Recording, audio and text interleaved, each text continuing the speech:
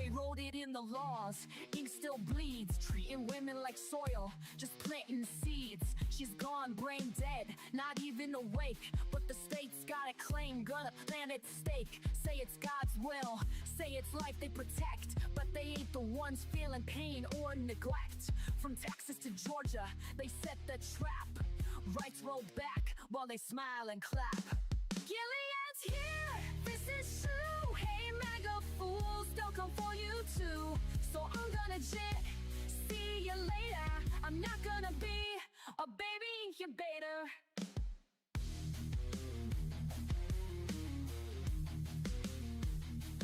This ain't pro-life, it's control and shame. They don't care if she's gone, just playing a game. Keep her hooked to machines, cold and still. Just a vessel to them, not a human with will. No consent, no voice, no chance to resist. Just laws in place, written with a clenched fist. Hospitals scared, judges playing God. Bodies ain't temples, just stay on pods.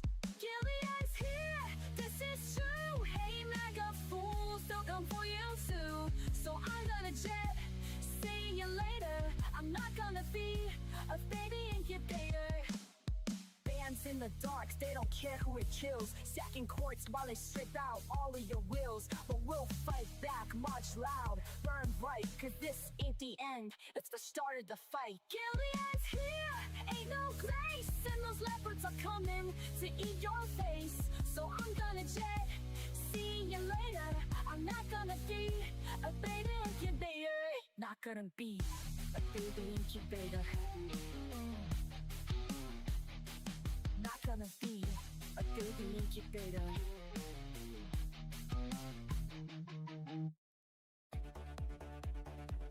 Trump piled debt, trillions tall. Promised Mexico would fund that wall. Praised dictators, said they're strong. Had Joe done it, they'd say he's wrong. Had Biden done it, MAGA would flip.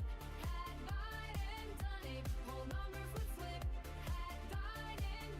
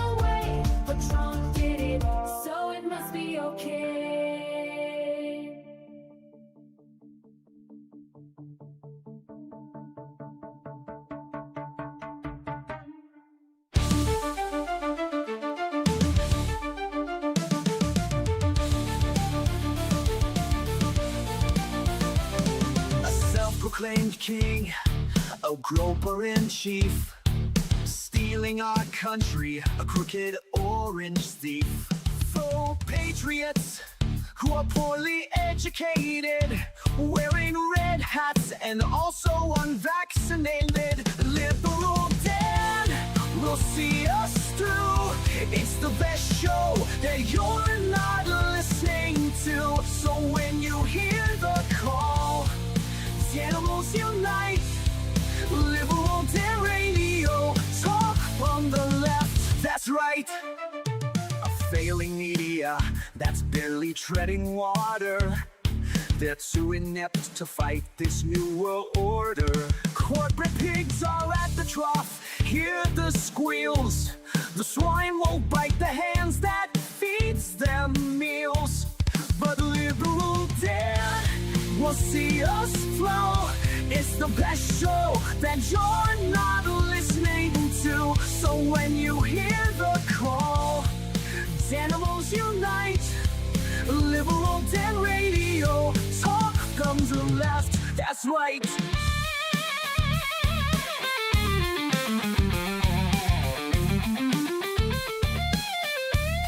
A leftist voice on air, exposing MAGA treason, breaking through their lies with facts, logic, and reason. Unmasking hypocrisy, the truth will be our guide. Call out their lies, justice is on our side. 'Cause Liberal Dan will see us through. It's the best show that you're not listening to. So when you hear the call, animals unite. Liberal Dan Radio, talk from the left, that's right. Liberal Dan Radio, talk from the left, that's right.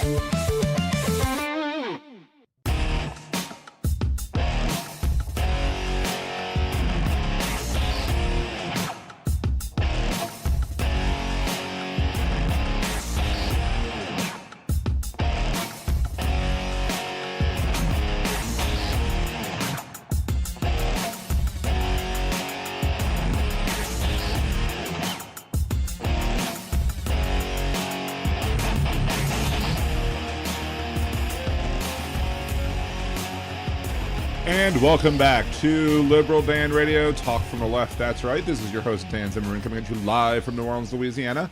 We will open up the phone lines in a smidge. Until then, responding to your comments in the chat threads, either at liberaldanradio.com or twitch.liberaldanradio.com, or Villaby is over in Twitch. Thank you so much for joining us over there. We got Jackie, Aaron, Jeff from just north of Uranus, Suzanne, who else? Steve from across the pond. We got TV2 Live. Good to see you, TV2 Live. We got Jackie, one more of the J Squad. Teresa, it's good to see you. Nice to see you again, Teresa. Thank you for joining. Of course, it's a Wednesday, so we have fewer people who come in on Wednesdays for reasons. Molly, good to see you. Joy to see you again. CR, thank you for stopping by. Anyway, so blah blah blah. I think I said hello to everybody. Of course, we only got 10 right now. But if you want to support the show, best thing to do as always is to like, comment, share, etc. Help the algorithm, smash those hearts and hundreds or whatever in the heart bar by the chat.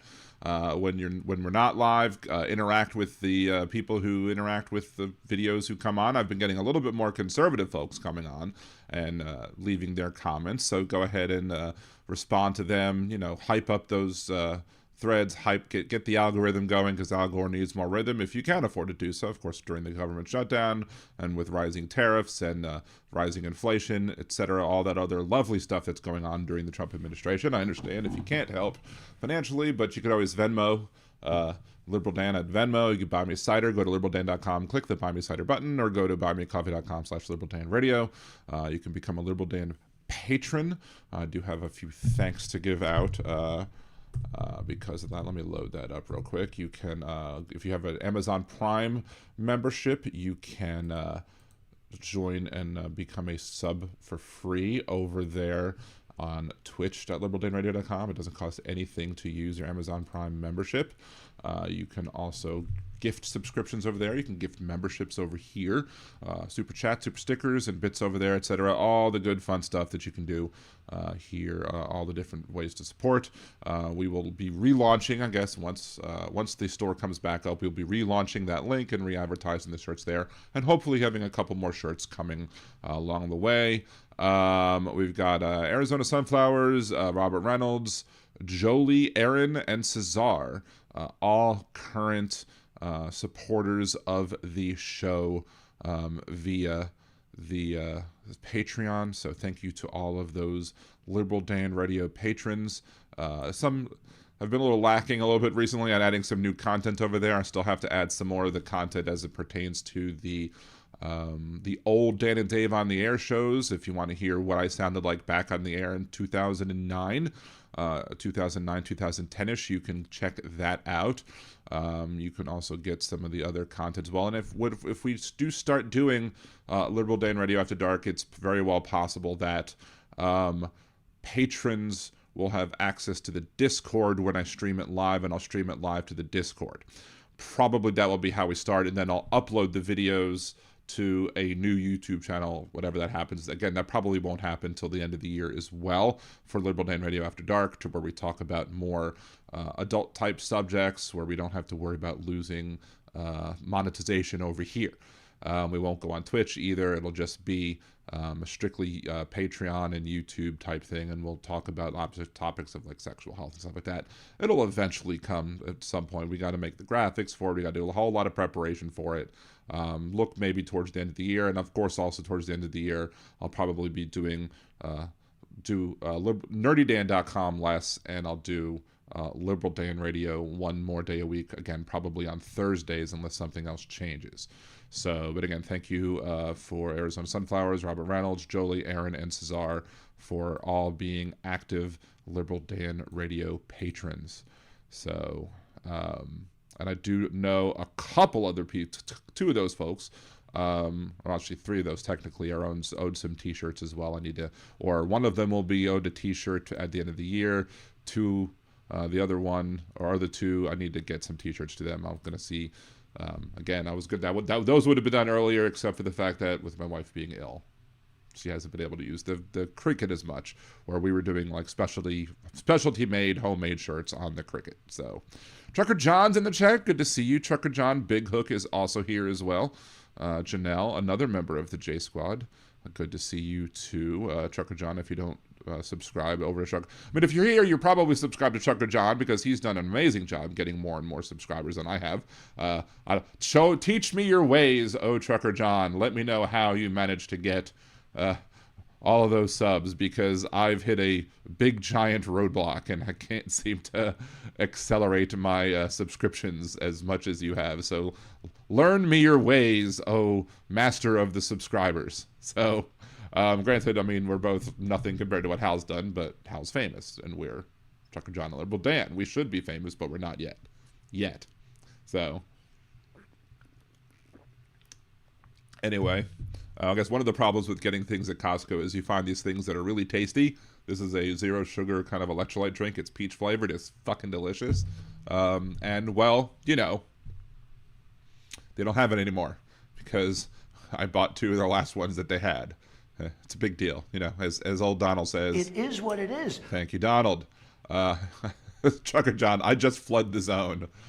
Teach me how to flood the zone, because apparently I have a weak stream, at least when it comes to that. Wait, hold on. Oh my. There you go. I should have had that ready for clicking oh my.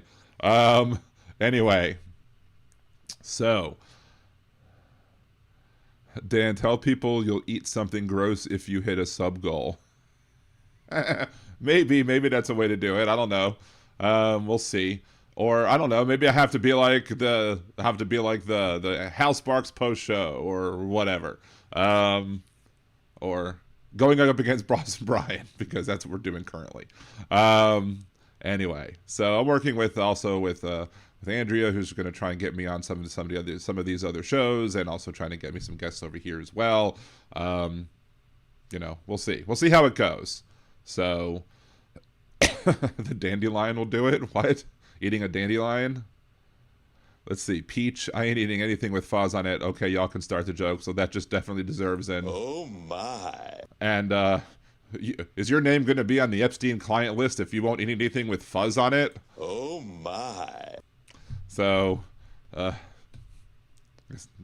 Trump probably says the same thing, right? Apparently one of the big old schmucks, and I forget which of the schmucks said this, but apparently one of the schmucks was saying that, Bill Clinton has much more of a connection to Epstein than Donald Trump ever did. Okay, fine. Release the files. Release the files so we can see who the pedophiles are. But you're not releasing it, so you're protecting Bill Clinton too, apparently. I mean, that's if you're claiming that Bill Clinton was on that list and had a closer connection. Of course, having a closer connection doesn't necessarily mean was a client. But if he was a client and he participated in that sort of rape, then guess what? He should go to prison. He should be buried under the prison. Aaron, I'm sorry, Aaron. I had to make the comment. I know a way to get subs, but I ain't telling you. Thank you, Harry. Are you also Mike?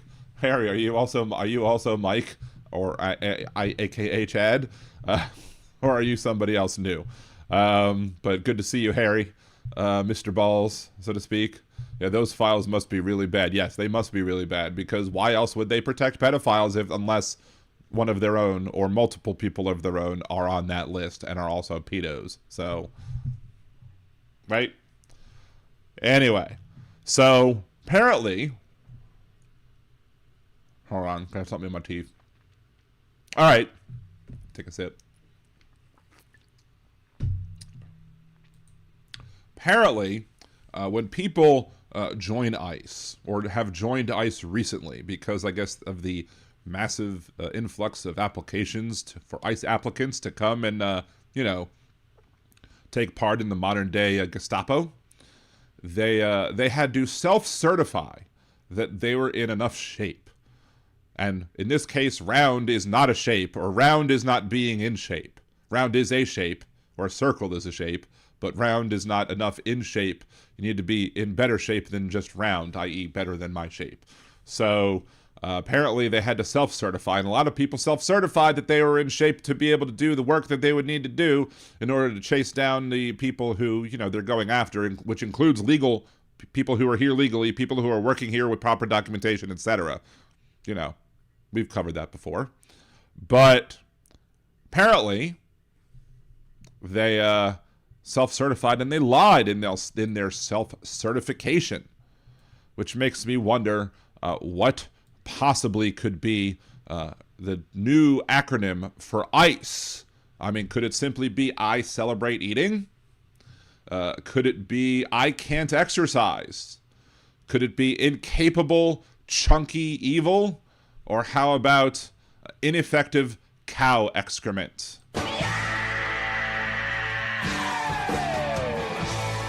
Anyway, so do you have any good ICE acronym initials that you might want to come up for that would represent how these individuals are incapable of telling the truth on their applications, and also showing how they are not in good enough shape to do the job that they have requested to be done? Leave your comments down below. Let me know if you've come up with any other ones that are interesting, funny, etc. Anyway, so there's that. Who knew that Republicans would be so protective of Bill Clinton? Exactly, right? I mean, they're like, well, Bill Clinton's on the list, and every time they say it, the common response is, okay, release it. If he's on the list and he did guilty things, then put him under the prison. They don't understand why we don't worship Bill Clinton like a cult leader, but that's because they're in a cult and we're not. So they must be able to waddle a 14-minute mile. I could probably even manage that. But yeah. So, yeah. the ICE folks are definitely not in the proper shape, and that's just sad. We also had another situation. Let me pop this open real quick as well, because I have to open up. I shared this to my Liberal Dan Radio page on Facebook, so facebook.com/LiberalDanRadio. And it was a, let me bring up the post. All right, let's check out this post over here on facebook.com/LiberalDanRadio. And it's a post by old EmptyGee about Democrats created Obamacare, and it requires all health insurance plans to cover 10 essential health benefits, whether you need them or not. You are required to have benefit coverage for pregnancy, maternity, newborn care, mental health, substance abuse disorders, and pediatric, even though many people don't need these plan benefits and would like a simpler, less costly plan. Well, those are two separate things, first of all. Whether or not they need those items and whether or not they would like a simpler, less costly plan. They might like a simpler, less costly plan, but still might need some of those things like, mental health, substance abuse, because you can't guarantee that you're not going to have mental health issues in the future. You can't guarantee that you're not going to have substance abuse issues in the future. Simple as that, right? So that should be easy enough, but these are things that you might need, and if you need them and aren't paying for them, then guess what? Not gonna have them. Plus, if you have a large pool and many of the people are not using these coverages, then the actuarial costs of those coverages themselves are going to be spread out across a larger pool, meaning the cost for each individual to get that coverage is going to be a smaller and smaller amount. But that's not even the point I'm trying to make here, which is the fact that there are several coverage benefits that people could have that have actuarial costs of 0. For example, I'm a cisgender male. What is the cost for me to have pregnancy coverage on my plan? The actuarial cost is 0. It adds 0 more dollars to my plan to have that on it, because I will never become pregnant, and as such, I will never have to pay that.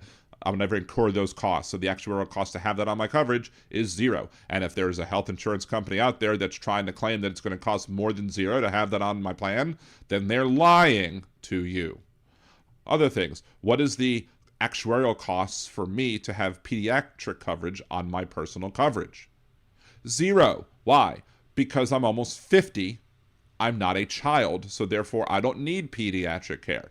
So sure, yeah, if you don't need to cover me for pediatric care, why is it on there? But still, it's on there. And the actuarial cost of it being on there is 0. $0. So all EmptyGee doesn't really understand that these plans are not more costly because they include things that I can never use because they're not necessary for somebody like myself. That doesn't mean that we shouldn't require that all plans cover these things for those people who do need them. Because again, as everybody is more covered for everything that they might need, it spreads out the costs all across the entire pool and therefore lowers the costs for everybody who does need them. And again, I'm not contributing anything or shouldn't be contributing anything towards pregnancy coverage because again, my actuarial cost is 0. But for those people who do need pregnancy coverage, that'll be covered at a much more affordable rate for everybody because everybody has it. And that's how insurance is supposed to work. You offset high risk with low risk when there is risk involved. But conservatives don't tend to understand how insurance works because they think, their big plan back when they were proposing something in opposition to the Affordable Care Act, their plan was to allow for companies to sell insurance across state lines, meaning that you could have an insurance company in one state selling coverage in another state, but that insurance company would only have to deal with the coverage rules that other state has and not the specific state you're selling it in is, which completely violates the 10th Amendment, because a state should be able to determine what insurance must be in their state above and beyond what the Affordable Care Act requires. And B, it would also create high-risk pools, which basically says if you're not covered, that you have to go onto a high-risk pool, and thus being a giveaway to the insurance companies, who are only going to then cover the low-risk individuals, and pushing the high-risk individuals to those high-risk pools means that those high-risk pools are going to be needlessly expensive because the only people on them are going to be the high-risk people, and the states that run these high-risk pools are not going to be able to, have the benefit of offsetting that high risk with low risk, because that's how insurance is supposed to work, but conservatives don't understand that. That's why they come up with these high-risk pool crap. Anyway. So that's another reason why old EmptyGee is wrong about insurance, about the Affordable Care Act. Simple as that.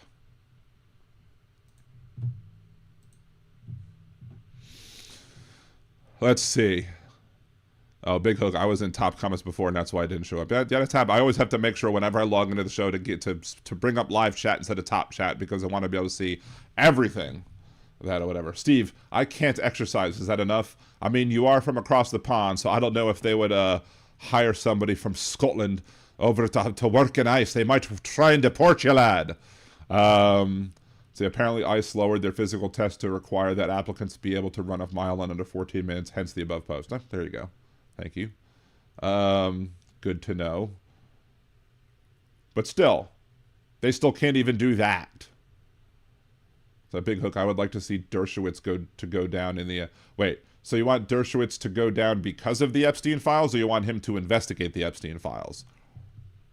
I mean, I want everybody who is guilty of taking part in child sex trafficking to be punished, but apparently the Republicans do not want this. That's why they won't, swear in the last Democratic congressperson who got elected in special election, despite the fact that this Speaker of the House did that for two different people immediately after their special elections. And why did he do it? Oh, because their families were there, but then tries to claim that Nancy Pelosi didn't do it for Laura Letlow, the widow of the previous Representative Letlow from Louisiana.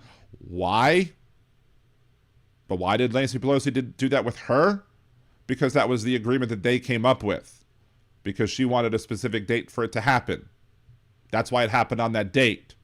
She wasn't preventing Congresswoman Letlow from getting sworn in any earlier. That's what Congresswoman Letlow wanted in the first place. So, EmptyGee is like a broken clock, only right twice a day. I would say she's probably like a broken military clock, therefore only right once a day. But still, point taken.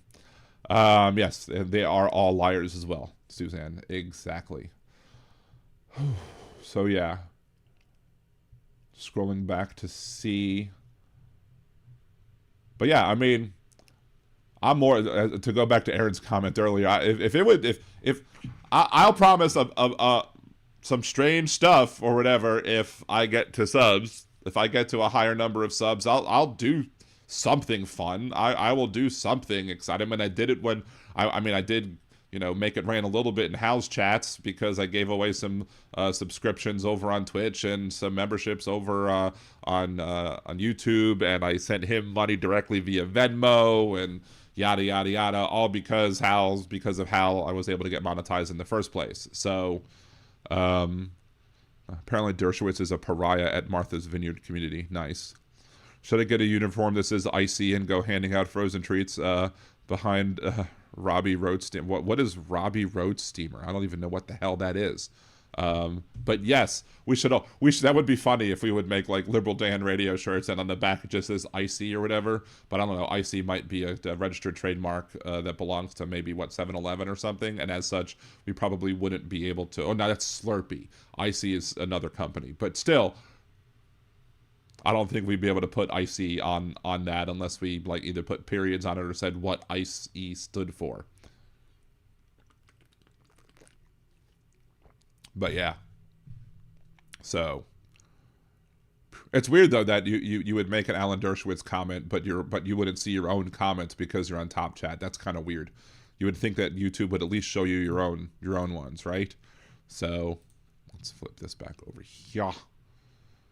Is there anything else that I had posted on my own personal page that I wanted to, discuss? Because there are some things I shared privately. I think there is. I think we need T-shirts that say nice. Maybe. No immigration, customs, and no immigration customs enforcement. There you go. Although that, of course, the conservatives will be like, see, that's what the liberals want. They want no enforcement whatsoever. Oh, there's this one. Yeah, there's definitely this one. Let's bring this up. Because this is, I could have done a hypocrite of the week this week. So just a look at old J.D. Vance and his comments on the right-wing racist group chat, and his comments on when people joked around about old Charlie Kirk being shot in the neck. Grow up. I'm sorry. Focus on the real issues. Don't. And this is on, of course, his sayings on the Republican, young Republicans group chat. Focus on what kids say in group chats. The reality is that kids do stupid things, especially young boys. Adults do stupid things too, especially the 18 to 40-year-olds in the Republican group chat, and all of the people that voted for Donald Trump for president, and including the people who supported Donald Trump for president, who once said that Donald Trump was America's Hitler, i.e. you, J.D. Vance. Tell edgy, offensive jokes. Like, that's what kids do. And I really don't want us to grow up in a country where a kid telling a stupid joke, telling a very offensive stupid joke, is cause to ruin their lives. And by the way, if they were left-wing kids telling stupid left-wing jokes, I would also not want their lives to be ruined. Bullshit! You see someone celebrating Charlie's murder, call them out. And hell, call their employer. Grow up. There you go. If you see somebody mocking Charlie Kirk or whatever, call them out and call their employer. Cancel them, but don't cancel the people who said all of the Nazi shit in the Nazi chat room. You know, making fun of a racist, for especially pointing out the fact that the racist Charlie Kirk said that empathy is wrong and said that, you know, deaths are required, are an unfortunate but required side effect of having the Second Amendment. You know, old Charlie Kirk said that, but he didn't say, but commenting on that is enough to get you to call an employer. But, don't call the employers of the young Republicans because you're ruining some poor child's, future. Fuck off. Let's see. The YouTuber arrested by ICE in Portland for singing fuck ICE and calling ICE wimps, firing pepper balls at him. He may have a real good lawsuit, and he was filmed and didn't cross the blue marker line. Good. Yeah, John Glad. Yeah, exactly. That's why I would have made him Hypocrite of the Week this week, but I didn't have time to actually put the Hypocrite of the Week audio together. So as such, no Hypocrite of the Week. Maybe I'll do it after the show. Who knows? But if I do it after the show, I said do. If I do it after the show, that will be the one that gets named Hypocrite of the Week this week. So. And you also have the fact that, all of the different ways. I mean, you had not just Trump posting an AI video of himself dropping feces on American citizens. You have Caroline Leavitt responded to a reporter in a text message exchange, basically asked who did this and the person who approved this or whatever, and her response was simply, your mom. J.D. Vance, again, downplayed 20 to 30-year-old men, making gas chamber jokes and jokes about Hitler. And all that happened in 1 week. And how the hell does this prove that they are in any way, shape, or form people who should be running government? Absolutely should not be running government whatsoever. But hey, as Donald Trump says, it is what it is. Thank you, Donald. So let's see. What's the one of the things that I wanted to talk about today? Let's pop this back over to here. Oh. There we go. There I am. So, Donald Trump wants to sell off student loan debt. What does that mean for us? What does that mean in general? The first question I have on this, as somebody who currently still has student loan debt, is what's it going to, how is it going to affect American taxpayers? Apparently, it is legal for the Department of Education to sell off student loan debt, but in order to do so, it would have to not cost the American taxpayers any money. what does that mean though? Like under the reporting, it says, it must not cost the American taxpayers any money. But does that mean you can't take a loss? Like, do you have to sell it like at the dollar amount that the loan is currently for? Like, and if that's the case, then, or can you sell it for only the principal and not the interest that's accrued? Like, what would that entail? They aren't very specific about that. Of course, that's because the media has failed us in many ways, shapes, or forms as it pertains to the reporting of this president. But it's not the whole thing that they want to sell off. What they want to do is they want to sell off high-performing portions of the $1.6 trillion student loan debt to the private market. So what is that? What does high performing mean? Does that mean people who are constantly making their payments? Does this mean people who are making the full payments and not the people who are making like the partial payments or the income-based repayments? And then what happens to the protections that people have? If I sign a promissory note for a federally subsidized loan, should it continue to be subsidized? I should still be able to have all of the same protections that were in the loan document that I signed, including various forms of income-based relief, which apparently the Trump administration has agreed with some like teachers group that they are going to actually forgive some of the loans that were done under certain loan income-based repayment like ICR or pay-as-you-earn or whatever. Those plans, they're actually going to forgive some of those, either if they're the 10-year ones, like, for the public student loan forgiveness, public service loan forgiveness plans, or if they're the 25 to 30-year ones, which are, some of people are actually starting to hit that point now. But that's only for a few people at the moment, which is actually more than what they were doing, because under DeVos, under the last administration, they were even fighting the 10-year public service loan forgiveness plans that, because they didn't want to give up those loans, because, forgiving those loans means, the people that service them don't get the fees anymore. And that's why DeVos didn't want to do it, because that's how she made some of her money, is that way.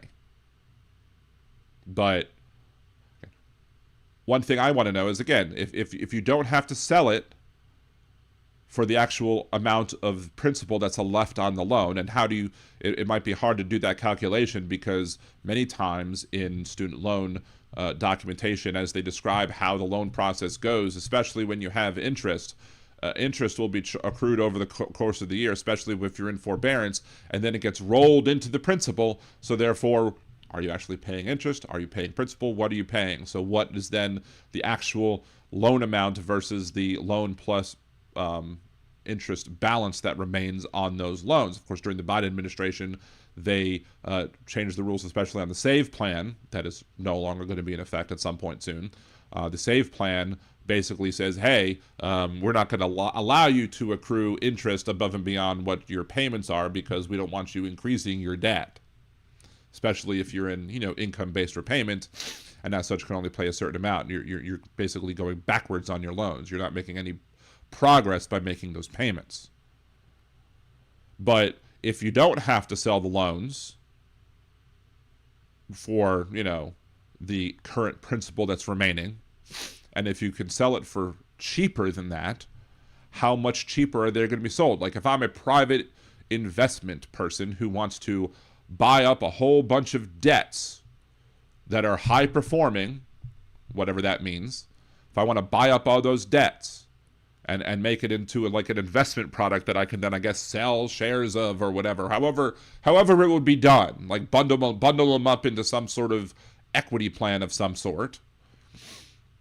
If I was going to do that, how much would I want to, as an investor, how much would I want to risk taking on that debt for?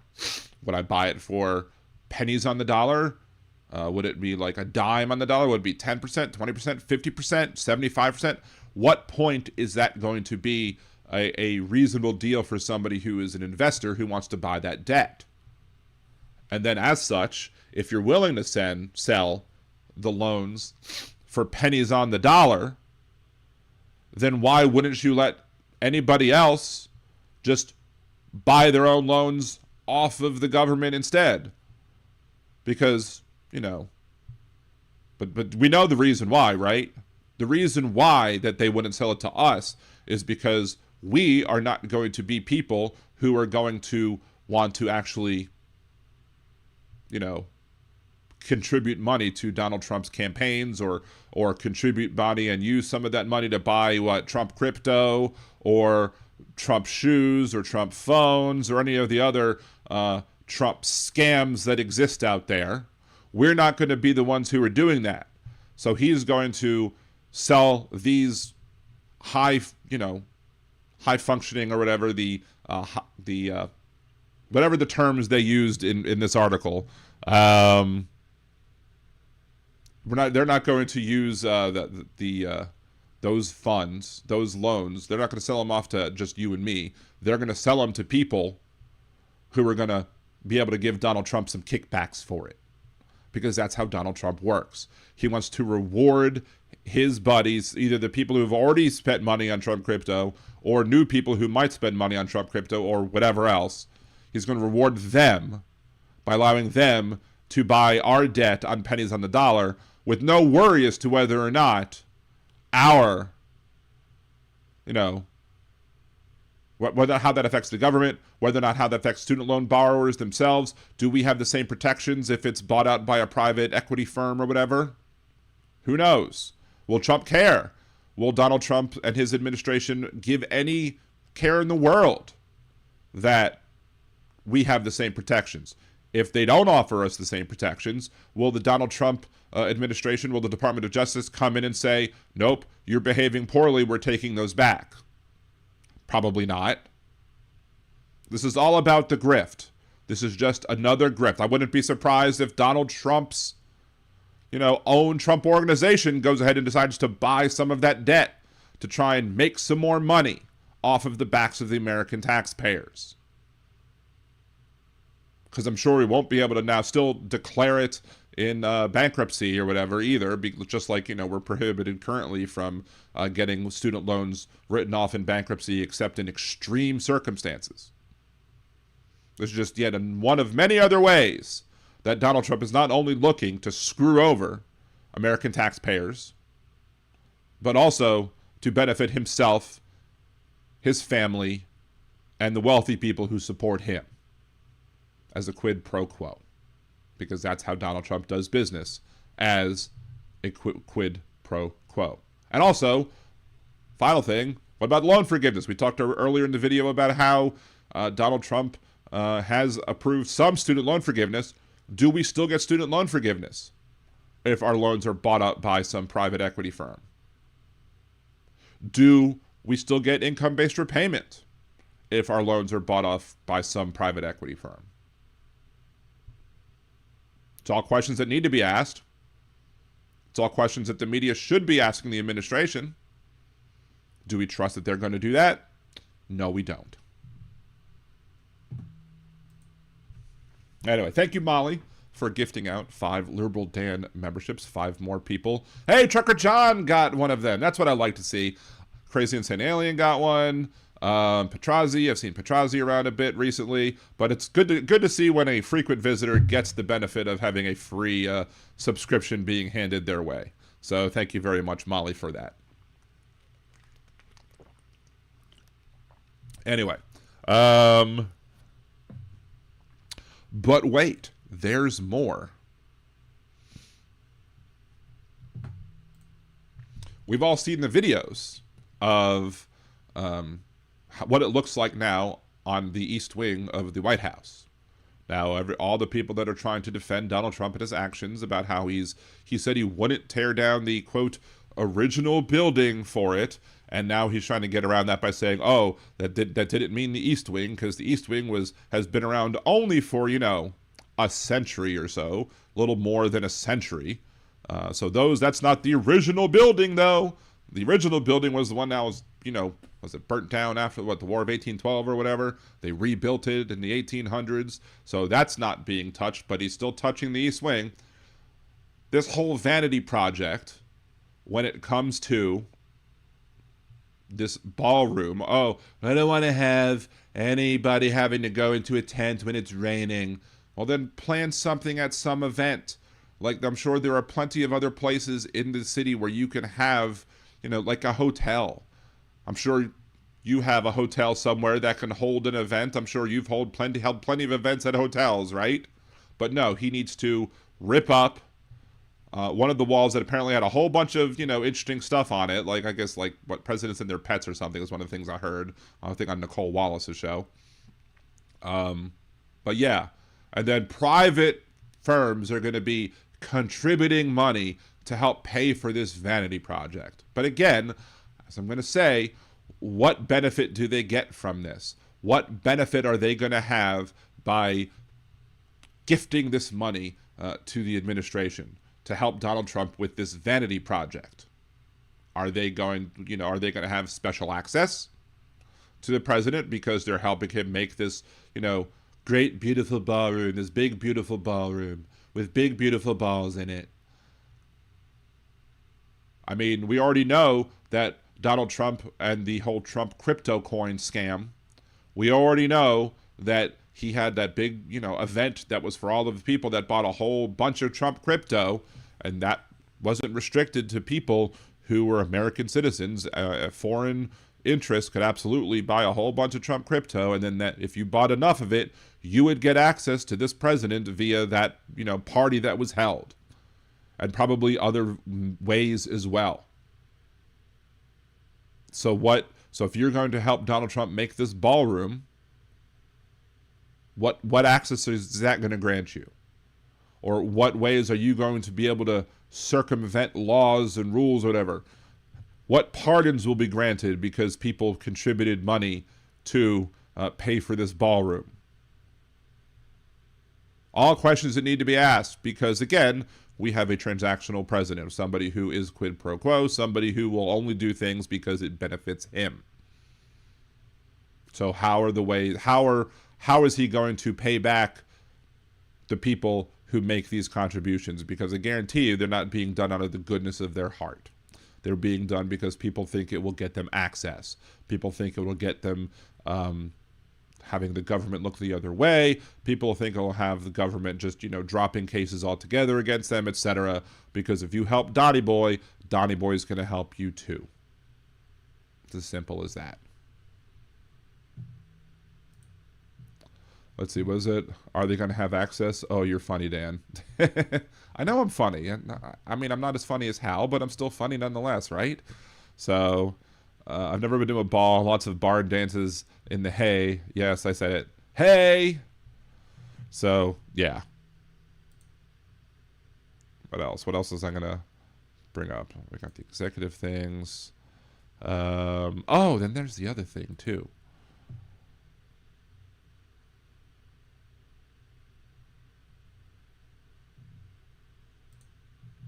We're just recording a bunch of videos today.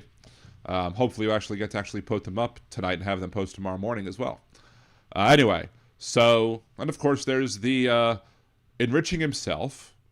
Donald Trump is enriching himself by trying to get a settlement, a multi-hundred million dollar settlement from the Department of Justice for what he felt were corrupt lawfare prosecutions against him. Of course, in reality, he's a corrupt, lawless person, and that's why the Department of Justice went after him, because he did things like, violate the own law that he signed into law that said that if you, mishandle classified documents, that you could get 5 years in prison for each mishandled document.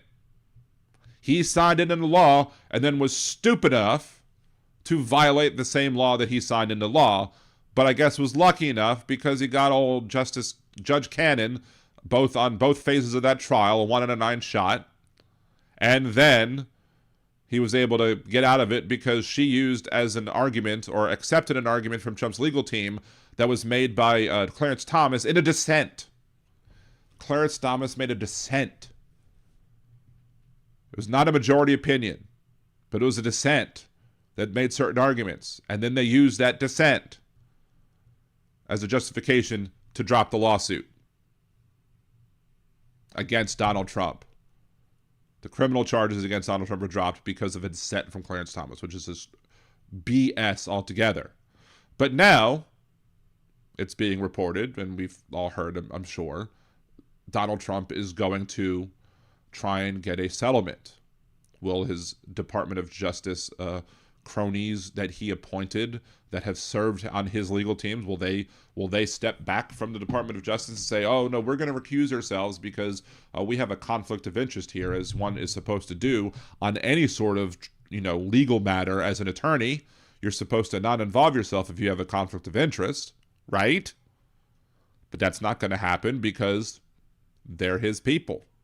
So he's going to have his attorneys talking to his other attorneys, and they're all going to get in a room, and they're going to decide whether or not Donald Trump is going to get a settlement out of our government. Remember, we're in the middle of a shutdown. We don't have the money to pay troops. We don't have the money to pay food stamp benefits. We don't have the money to do anything that, that is, discretionary. But yet we're going to have a $200 some odd million settlement paid out to Donald Trump. And I don't give a crap if he says that he is going to just donate it all to charity. If you don't need it, then just accept $1. Say, we are going to settle. We're going to settle it for $1 just for the, just to say that the Department of Justice did you wrong, and here's a $1 bill for your troubles. If you're not going to keep it, just take $1. I mean, I disagree with the idea that you were mistreated by the Department of Justice, because clearly he violated the law. The law that he signed. He violated that law, and others too. But if you need to make the point that there was wrong done to him, just take $1. That's it. But he's not going to do that. Why? Because even Donald Trump knows. And you know and I know, but the media isn't reporting this part of the whole, well, he's saying he's going to donate it all to charity. If I get a settlement from the government, it's not income. It's to recover from loss.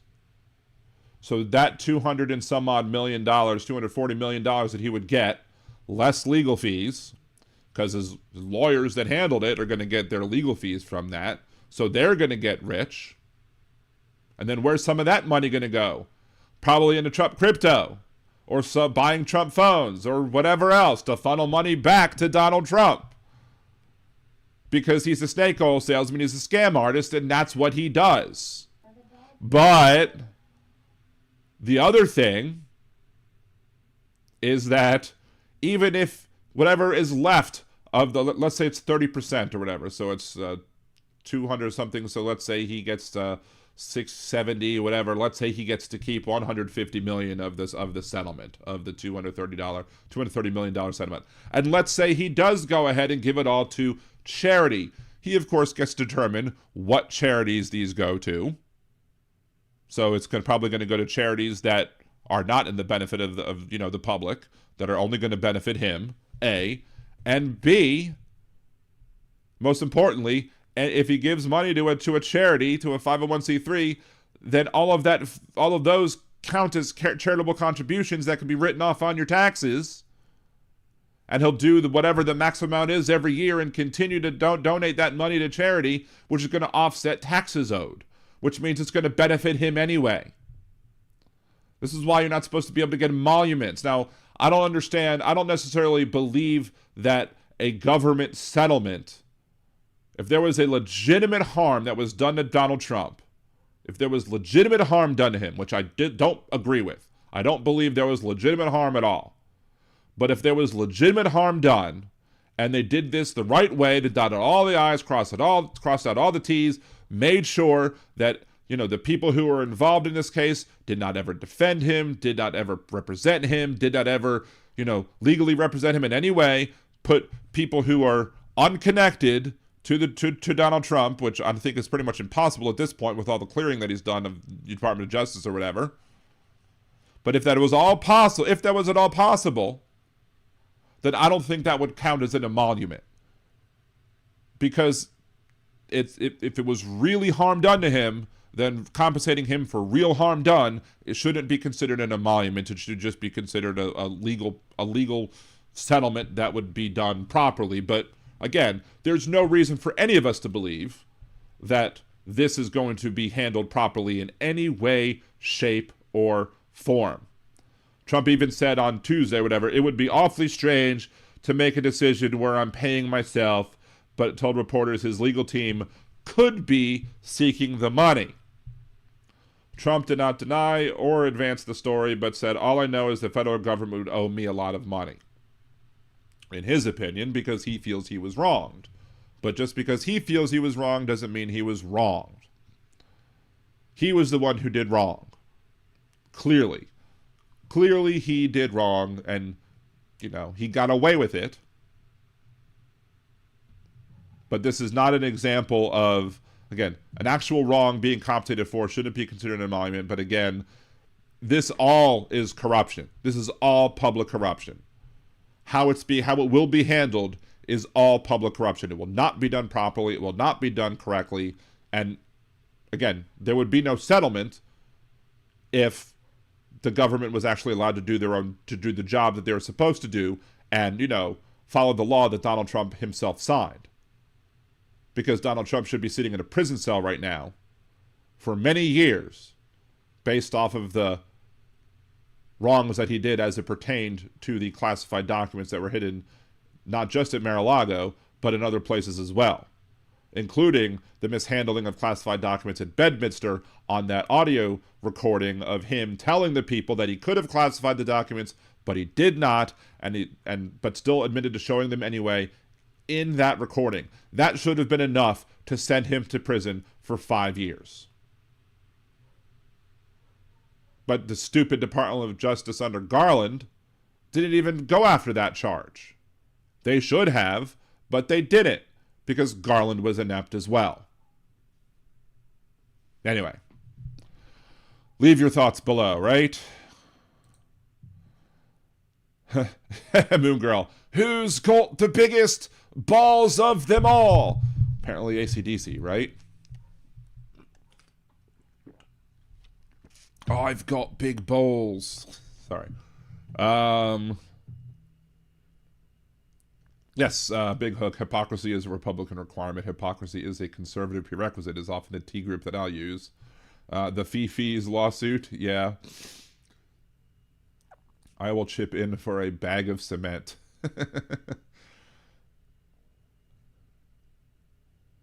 Let's see. But what cement for what? For somebody's certain shoes, right? Let's see what else. Hold on. I'm trying to see what else. Let's switch back over to here. Suzanne, I have went through swap meets. Let's see. By swap and barn dance, you mean? I don't think that's what Suzanne meant. I thought you meant like a swap meet, but whatever. I used to be a bartender. I keep my glass in the refrigerator, so I'll have a cold glass of milk and sometimes a cold beer. I do like doing that sometimes myself personally. That is what I'll do. Let's see. When and if the ballroom is done, who will perform first? Lee Greenwood is my bed. Probably. Like, I'm proud to be an American. I love the people who are like, we shouldn't have Bad Bunny at the Super Bowl halftime show. We should have Lee Greenwood. I think that was what? That was Speaker Johnson had said that, right? Somebody needs to check Speaker Johnson for drugs, because if you think that Lee Greenwood would get more people than Bad Bunny, you are a fool and a half. So the fool on the hill. Susan, Jeff hasn't been to a swap meet since he was married. Take that however you want. Oh my. I'll take that a certain way. Is there 230 million adults in the U.S.? Roughly. Especially if you count folks who are here undocumented. Many adults in the U.S. There are over 258 million adults. So not only are there over 230 million, there's 258 million. 18 years or older represents 78% of the total U.S. population. So there you go. Total adults approximately 258 to 258.46 million. There you go.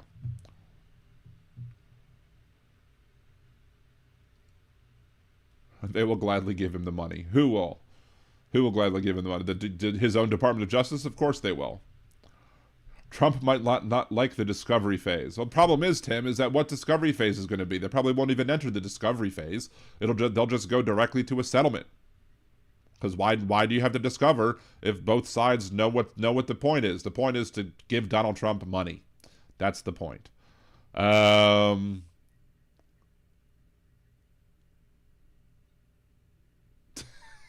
Jeff, I decided I won't badmouth my ex anymore. She was really pretty. I don't know how she did her makeup. No reflection in the mirror.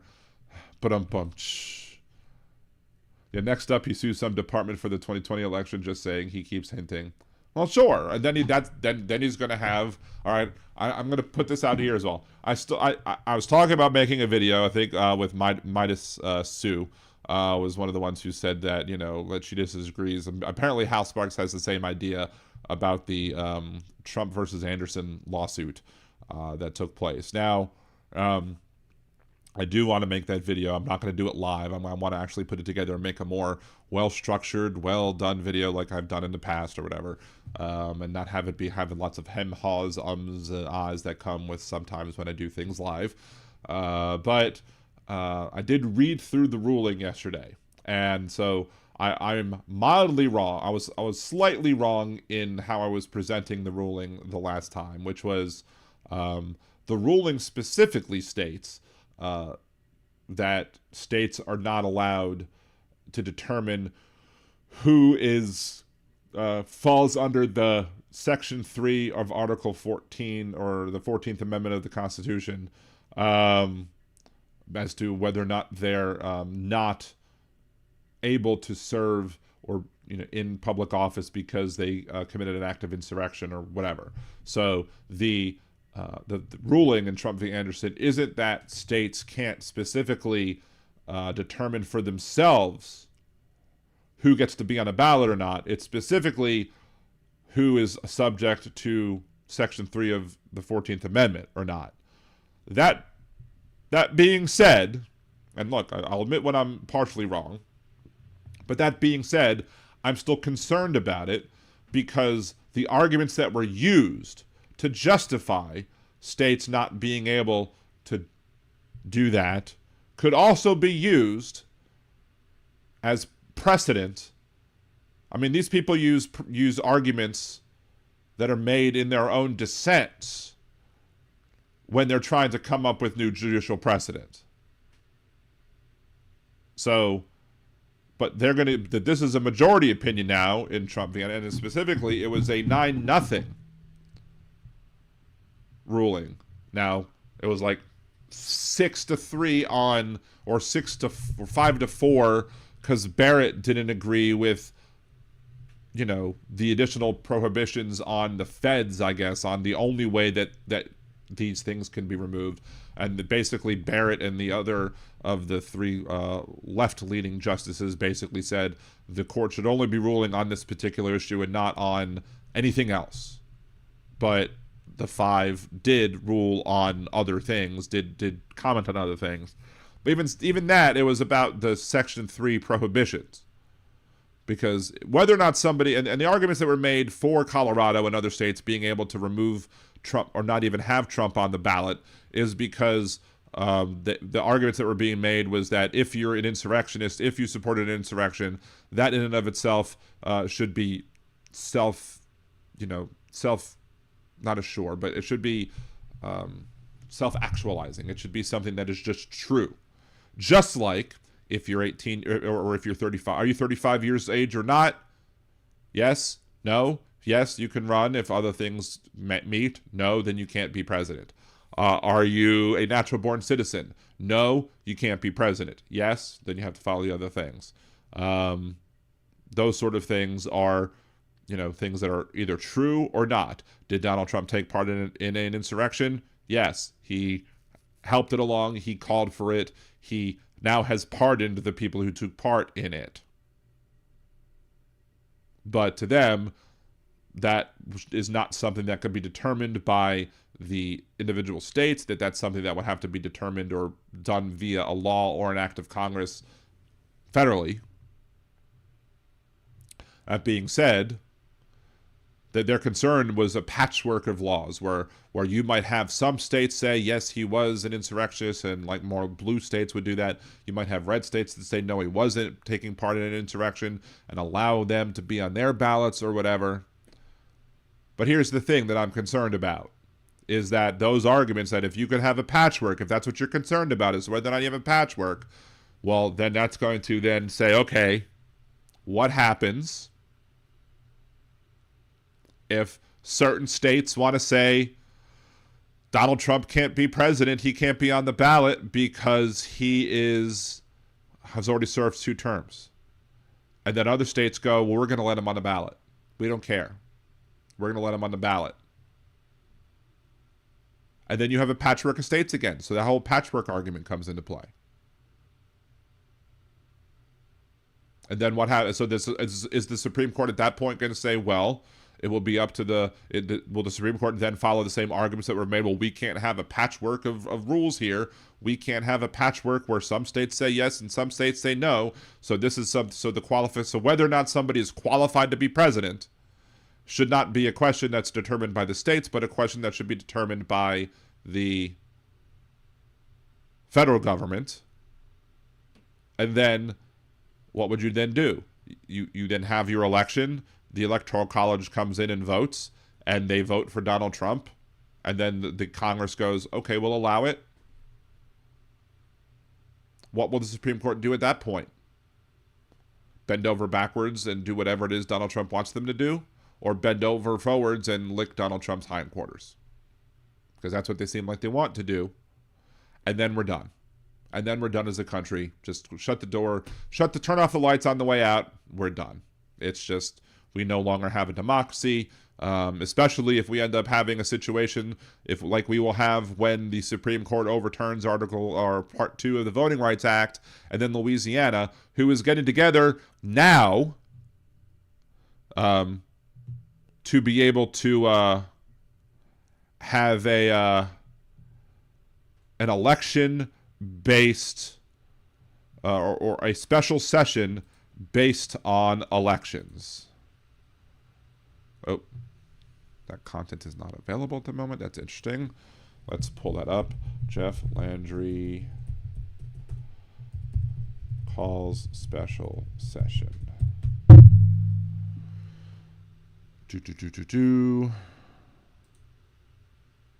Governor Landry, let's flip back over to here. Governor Landry issues the call to convene for a special session with the Louisiana legislature. Today, Governor Landry issued a call to convene the Louisiana legislature into an extraordinary session. The legislature will consider the election code, dates, deadlines, and plans for the 2026 cycle. The special session will begin on October 23rd, 2025, i.e. tomorrow, and then no later than November 13th. The call is attached. So here is the PDF of the call. Call and convene the legislature of Louisiana into extraordinary session.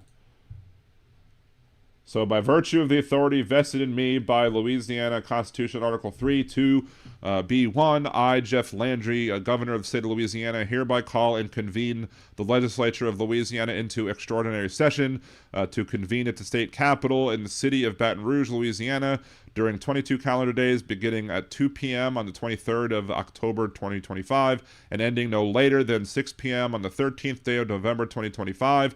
The power to legislate at such session shall be limited under penalty of nullity to the consideration of the following specified enumerated objects. Item 1, to legislate relative to the election code, election dates, election deadlines, and election plans for the 2026 election cycle and to provide for the funding thereof if necessary. Signed by Jeff Landry and Nancy Landry, no relation, I don't believe, who is the Secretary of State. Now, it doesn't specifically say to redraw the maps, but I don't see anything in there that would prohibit the redrawing of the maps, especially because it calls for election plans for the 2026 cycle. Election code, election day. Election code could include here are the maps. Election dates, that's not the maps. Election deadlines, that's not the maps. And election plans for the 2026, that could also include maps. Other people have said it might not include the maps, or might be prohibited, but who knows? Because these people don't really care about the rule of law anymore because they're supporting a lawless president. But we haven't had a ruling yet from the Supreme Court. But it's very well possible that we could have a ruling by the Supreme Court at some point over the course of these, days, weeks, months, or whatever. Or maybe it'll happen later, but maybe they'll say, hey, we are going to pass a new set of maps, and those maps will come into play if the Supreme Court rules in our favor. And maybe they'll come up with several options for maps. Maybe they'll come up with one map if the Supreme Court rules that they have to return it to 5-1, or they have to return it back to the old maps that we had, or something similar. Or maybe they'll just say, Article 2 is wiped out altogether, and therefore you can draw whatever maps you want to draw, and they'll draw a map that gives us 6 Republican districts with no Democratic districts. So I don't believe at all that this governor is going to try and prevent such a thing. In fact, I think that he's going to want to do such a thing overall. And then you're going to have the people who are crying over the fact that, we should have never given Cleo Fields the one seat. Of course, the seat wasn't given to Cleo Fields. It was given to the voters who just happened to stupidly vote for Cleo Fields. But they could, those Republicans will be like, oh, well, great. They're going to eliminate all of the Democratic districts. Even better. Thus, again, making it so that many, if not all, black people across the South will lose any say that they have in Congress because they will be drawn away. And how that would not be viewed as a racial gerrymander is beyond me. If it's a racial gerrymander to have 2 black districts, it's a racial gerrymander to have 0 black districts. It's as simple as that. And they're going to, again, by doing that, make it more likely for them to win the House in 2026, to win the House in 2028, and then be able to control, the process of counting the Electoral College ballots in, 2029 on January 6th on that date, to determine whether or not a particular person will be able to serve if they decide to pull those shenanigans as well. And this is why the Republicans should have be nowhere near the reins of government, because they are basically choosing their voters instead of letting the voters choose them. Now, there is something to be said about the argument of, by spreading out their districts and making their districts less, drawn in a certain way where you have strong Republican districts, you potentially make all of the districts weak, which then potentially makes it possible that people could come out and flip more districts to the Democratic side. But that's not good for me, because I don't trust that would happen.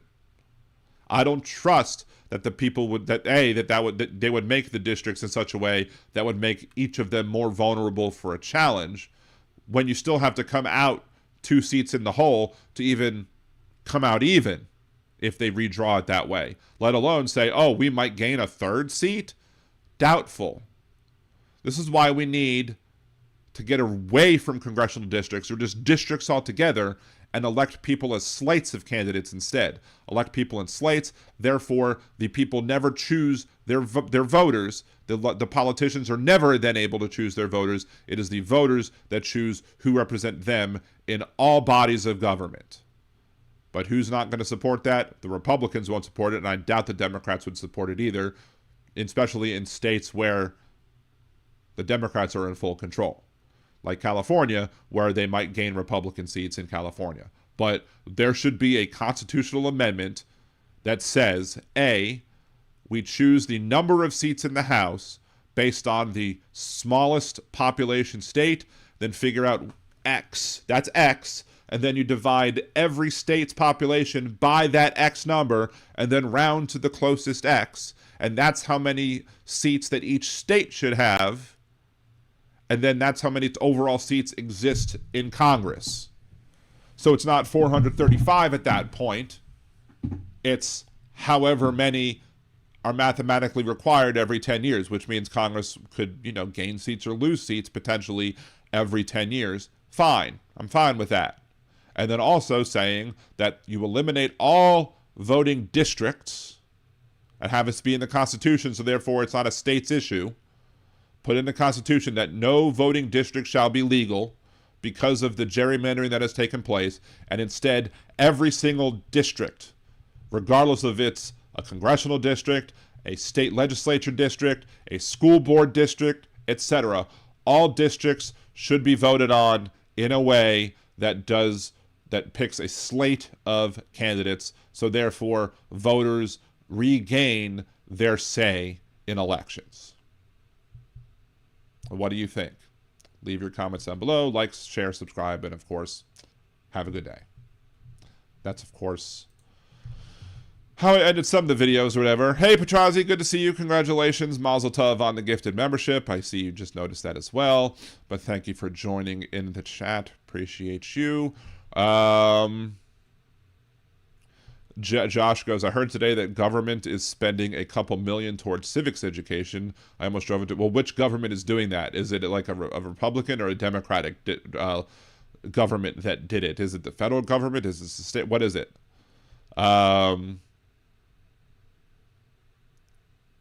see. Blah, blah, blah. I think we're done with all the things I wanted to talk about today. So because of that, let's see, I got student loans, the DOJ settlement, ICE agents, EmptyGee and what she said, yada, yada, yada, lather, rinse, repeat. So we can go ahead and just pop open the phone lines.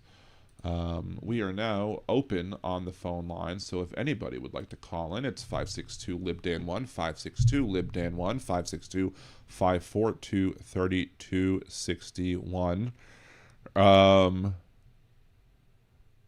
Wait, I'm missing some. Hey, Jolie, good to see you. I missed that you came in. Appreciate you. Glad to see you here. The other half of the mods, the best mod squad on the planet. Petrazi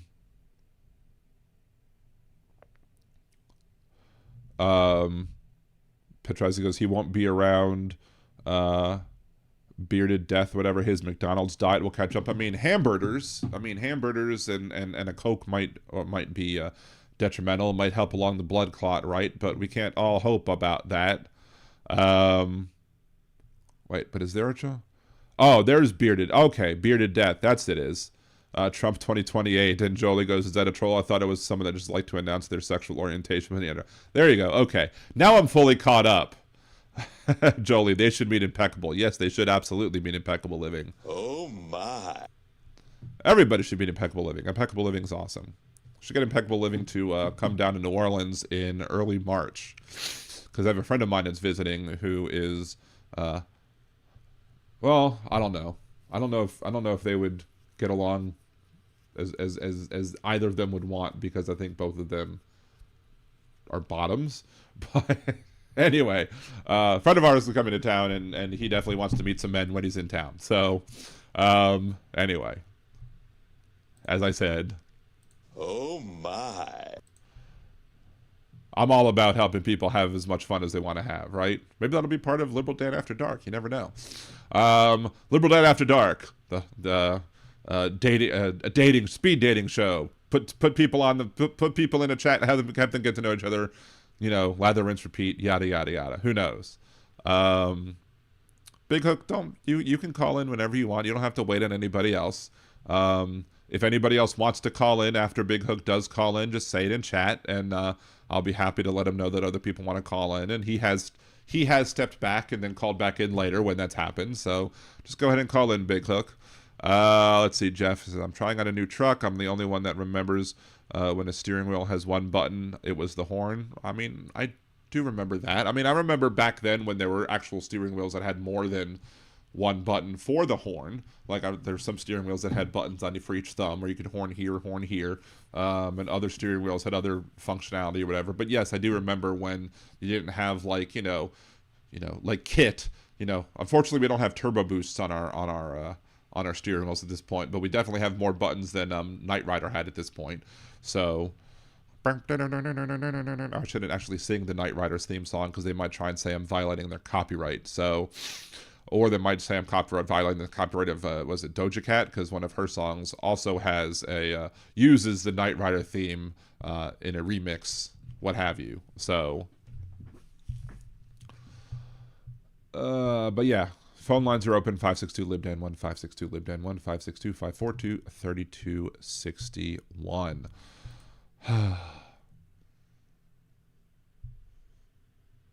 Let's see.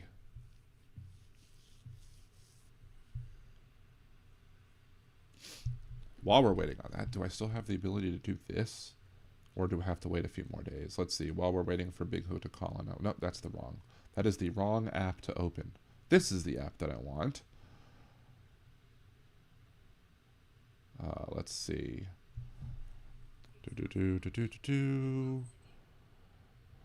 Oh, we do have Big Hook calling in. There we go. I figured once trying to do that thing.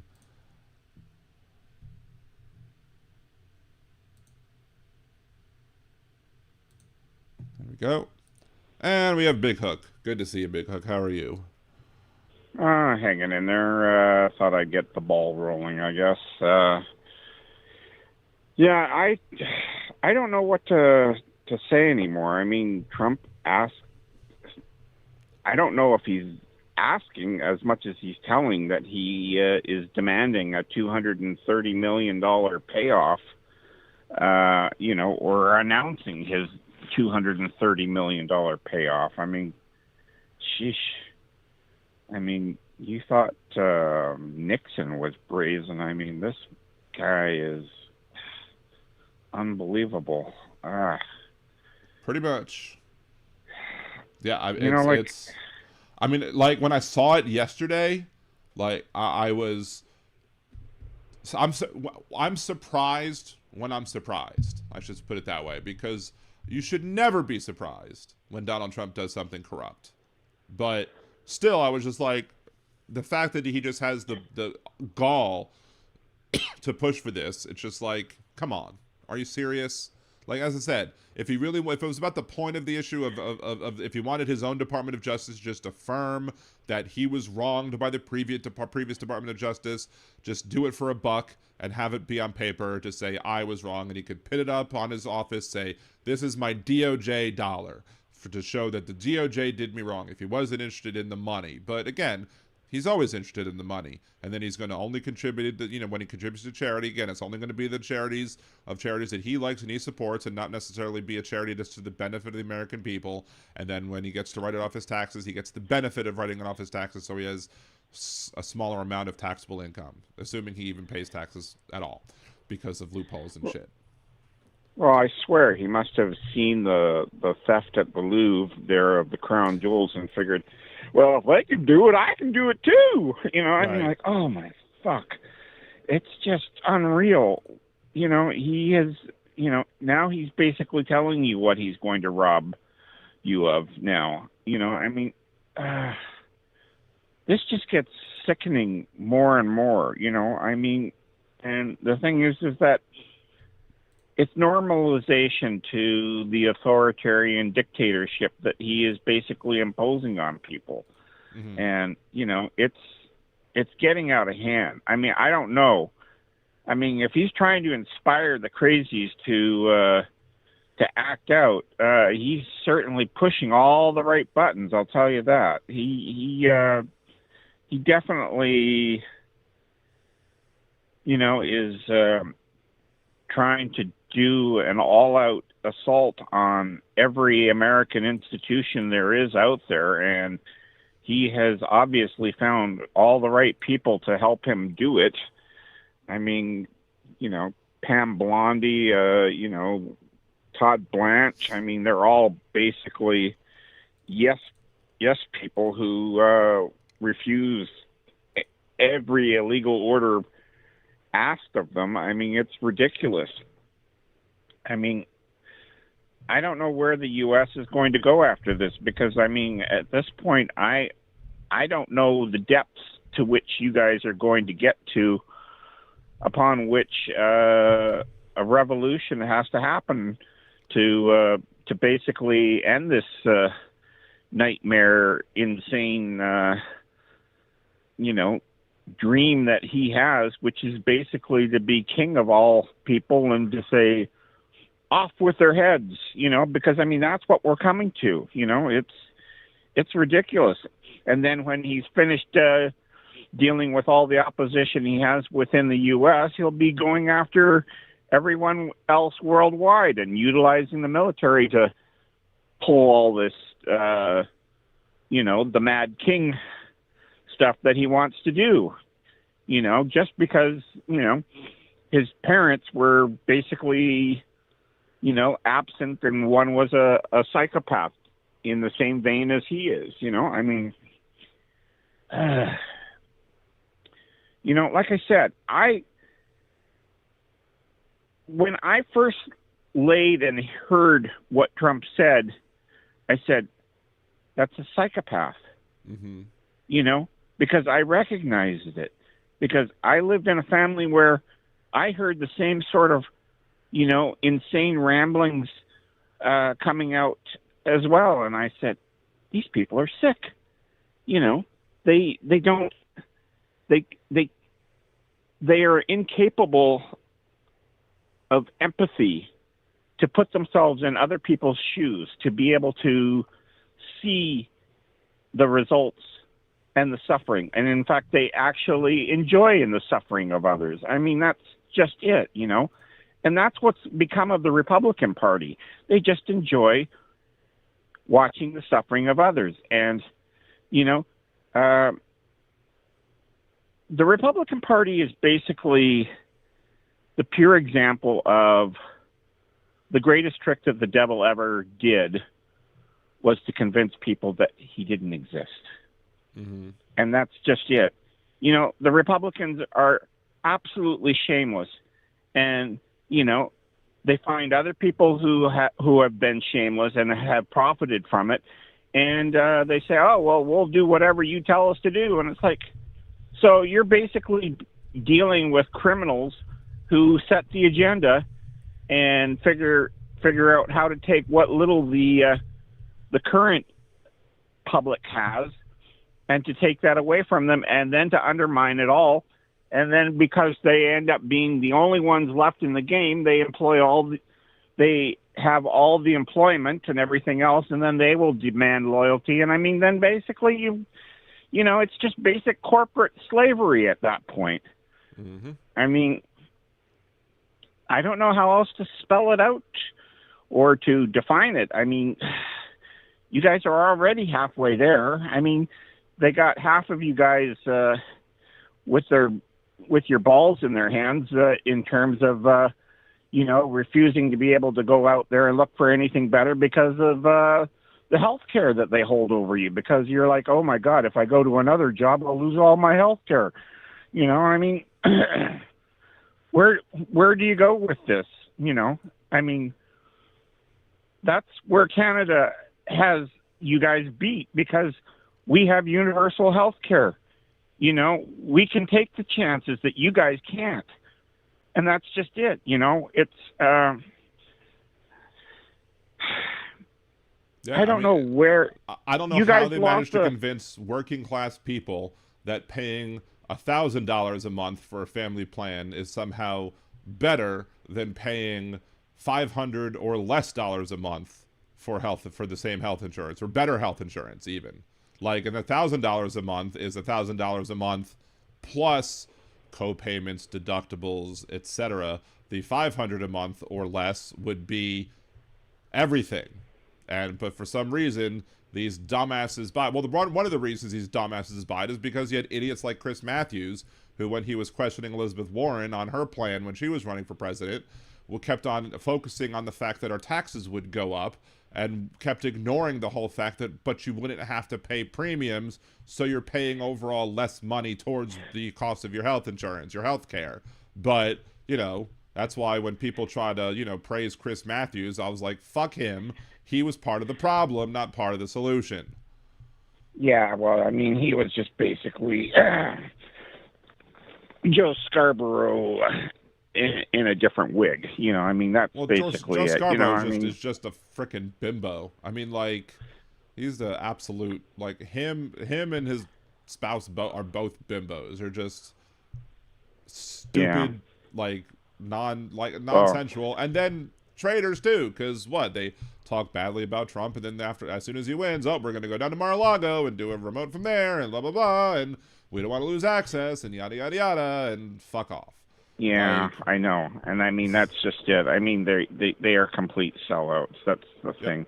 You know, when he lost his thing with MSNBC, I was like, okay, finally, maybe somebody up there is clued into the fact that he doesn't represent liberals anymore. You know, I mean, he kept going out there making these arguments and this and that and the other thing, and it was like, you know, I don't know anymore. You know, Keith Olbermann has certainly turned on the lights and told the backstories that so many of these idiots that exist in the information sphere, where they came from and all the previous misdeeds that they've done, which is one of the reasons why I enjoy listening to him, because he lays it out there and says, here's what you didn't know. Right. And here's what I was privy to, and you should know before you ever support any of these idiots out there pretending to be your advocates, because that's just it. They aren't your advocates. They are in it for themselves. They like the spotlight. They enjoy being front and center and having a voice that they don't necessarily deserve, because guess what? In the end, if you look at their history and what they've done for the public, it doesn't add up to anything. You know, words are words until actions occur because of your words, and that's right. just it. They don't provide anything. You know, they basically jump up on a soapbox and promise the world and deliver absolutely nothing.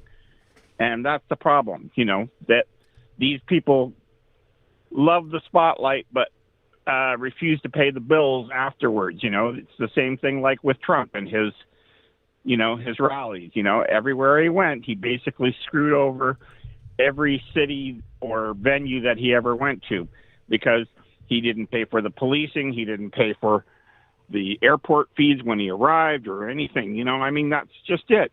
They are criminals of the highest order, you know, who have zero accountability. And, you know, these people just don't see it.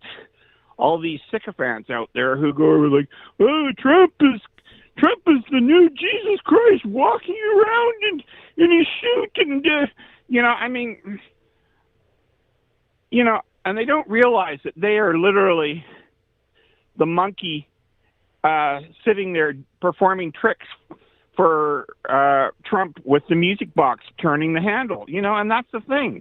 They cannot see that they are being manipulated and used and abused, and they get nothing from it. You know, I don't know how else to put it. You know, it's really disappointing that you guys have fallen so far from what you could possibly aspire to be, because you guys have all the resources available.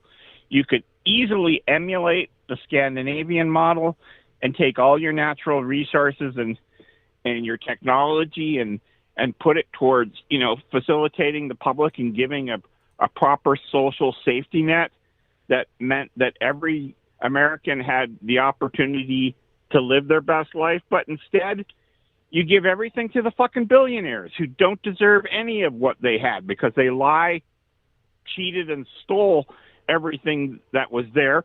Or if they didn't, it was because their parents before them did all that, you know. And I don't. And that's why they don't understand. You know, one of those reasons why they don't understand the idea of reparations is because eventually, at some point, somebody back in the day, you know, not only somebody back in the day did something wrong, but we're all benefiting from it. So they don't understand. They'll like make a big stink over, you know, over that, but you know, they don't understand that, yeah, but somebody in the past did do wrong and you are benefiting out of it, especially if it was your family member that did the wrong. You're probably even more so benefiting from it than anything else. So, well, yeah, you know, I mean, this is just it. It's really sickening where things go with this, because, you know, like, he's going to drag you down to the depths of hell. And then you're going to be like, oh, but how do we go back? And it's like, and that's the thing. he's hoping that he can drag you so far down that you can't go back. Yep. And that's what's worrying me the most. I mean, the No Kings protests are a great thing, but what it's going to require is almost an everyday No Kings protest that continually grows and eventually outnumbers it. I mean, this is the thing, right? I mean, unless every time ICE is out there, they face a No Kings protest individually, so that way their 30,000 strong force is up against an 11 or 12 million people force that says, fuck you, we don't like what you're doing, you are white supremacists who don't represent the rest of us. Right. You guys are, you're headed,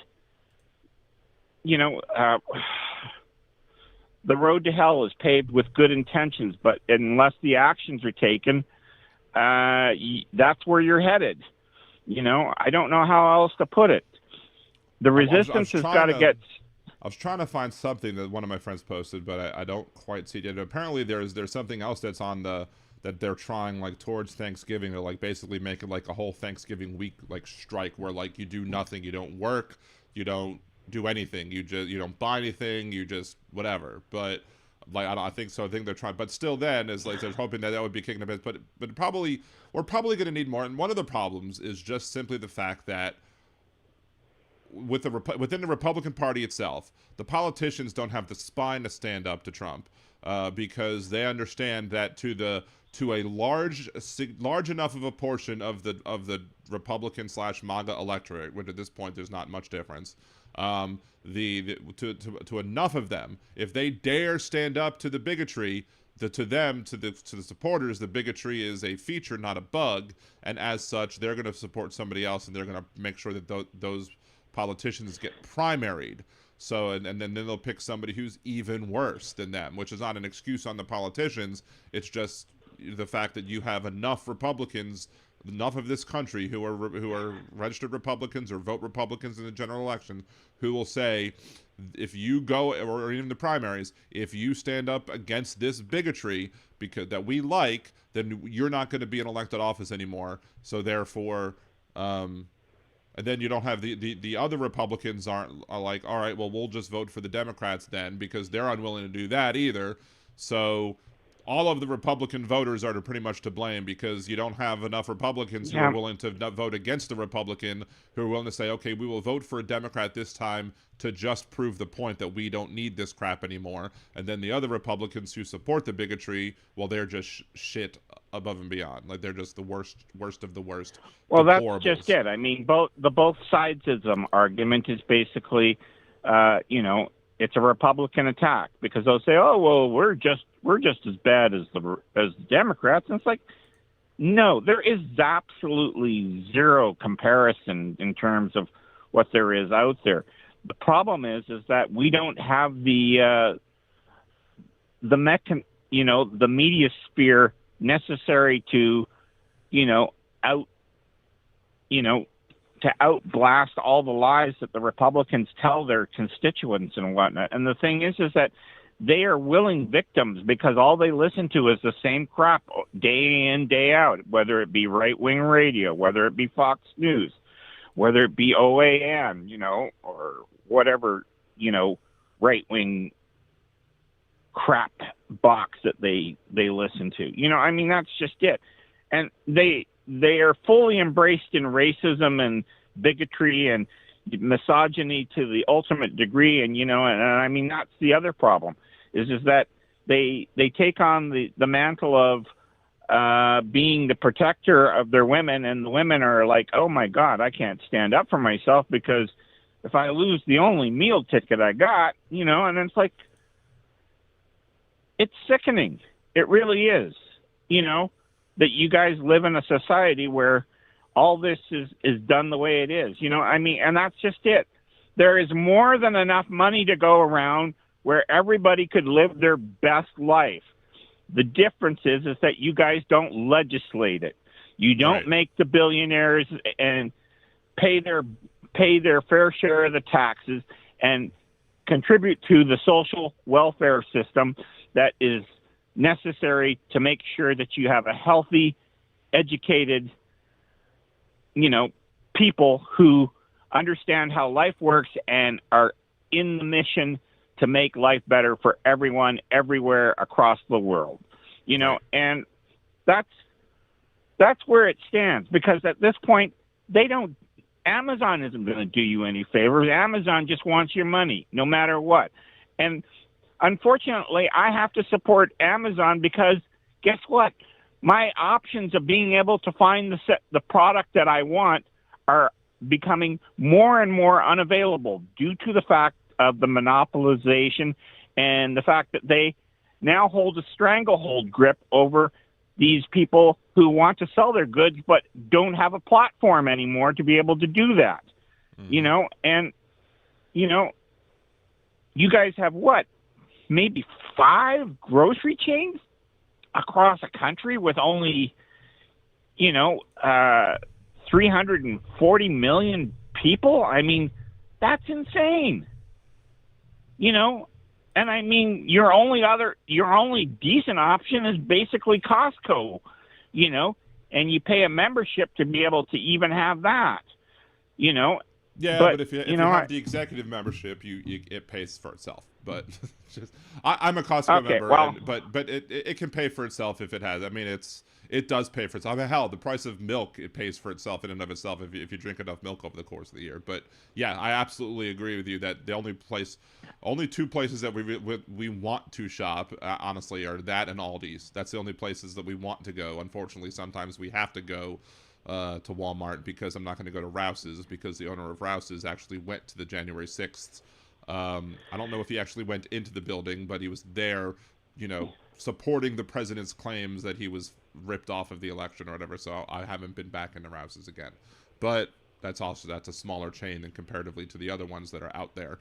So yeah, but I mean, that's the thing. You guys have basically become a monopolization society where you have taken all your options away from yourselves because, and the thing is that, there were people out there that were screaming right, left, and center that Amazon was killing small businesses. And people went, oh, yeah, but, I mean, I saved $5 rather than support somebody who is actually doing all the work and coming up with the innovative products and fulfilling a need that I have. And, and that's just it. That's basically, and that's the thing. It's saying, oh, I'm supporting America. No, you aren't. You're supporting a billionaire who is as un-American as they come. Because if Jeff Bezos was a true patriot, he would fucking pay his fair share in taxes and pay his employees fair wages and make the working conditions, a positive thing as opposed to what it is right now, whereas he has the highest employee turnover rate anywhere. Mm-hmm. And that's just it. It's sickening. It is sickening. The degree that it's gone, and that's the thing. We can tell you your problems, but unfortunately, you guys have to make the decision to fix the problem. And it seems like you guys are, unable to do that. And, until you get all the dark money out of politics and all the other things that are wrong in the country, fix your health care, fix your dark money problems, don't vote for people who don't have your interests at heart. And that's just it. You guys have all the power, but you refuse to use it. And the biggest lever that you guys have currently at the moment is money. And even that's being held over your head because your employers are deciding your wages and deciding what you're worth, as opposed to you being able to bargain through unionization or any other mechanism to get what's necessary to better yourselves. So, Yep. And the ability of conservatives to convince working class people that somehow conservatives are going to be the ones that look after them and they're going to support their rights to as workers, and you're going to be better off as a worker if you don't have unions telling you what to do. And it's like, no, the unions are the only things preventing things from getting worse, and y'all are just trying to neuter them, and they constantly neuter them. Like if the local or national what's the organization I'm looking for? The not Better Business Bureau, but the business groups or whatever. Consumer Protections Agency. No. It's the ones Better Business Bureau. No, it's the ones that actually promote the local businesses or promote businesses in a certain area. I can't remember off the top of my head. I'm going to remember it as soon as I get off the air. But if the local pro-business organizations were forced to support all businesses in the area, regardless of whether or not those businesses paid dues, the businesses would flip. But but there are laws out there that say, you can't be compelled to pay union dues, but if you're a union in a union shop, then you still have to give the union protections to the people who aren't paying dues, because we're going to try and fuck over the unions even more.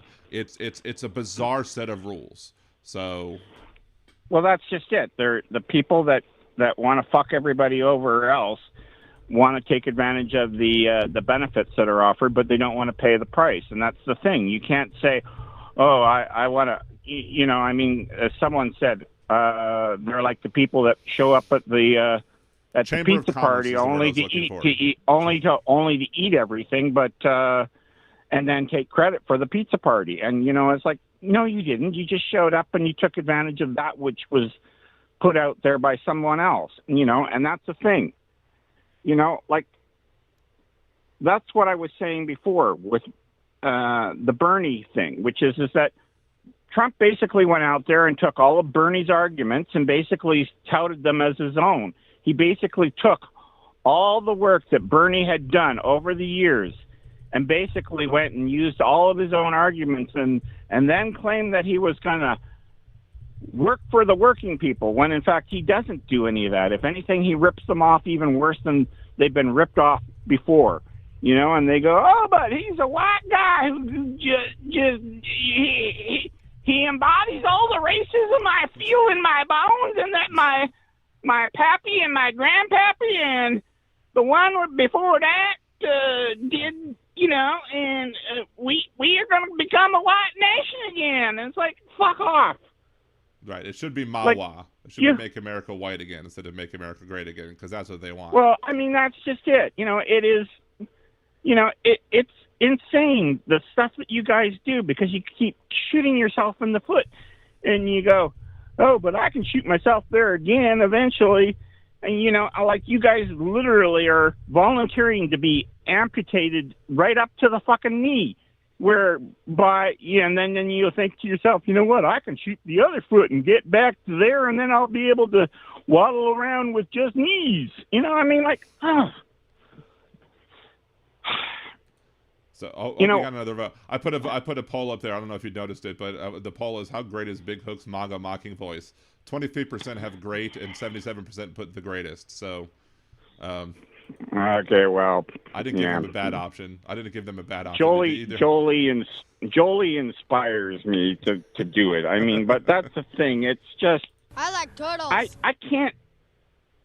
can't put a voice to the idiocracy that you guys endure all the time, and that's the thing.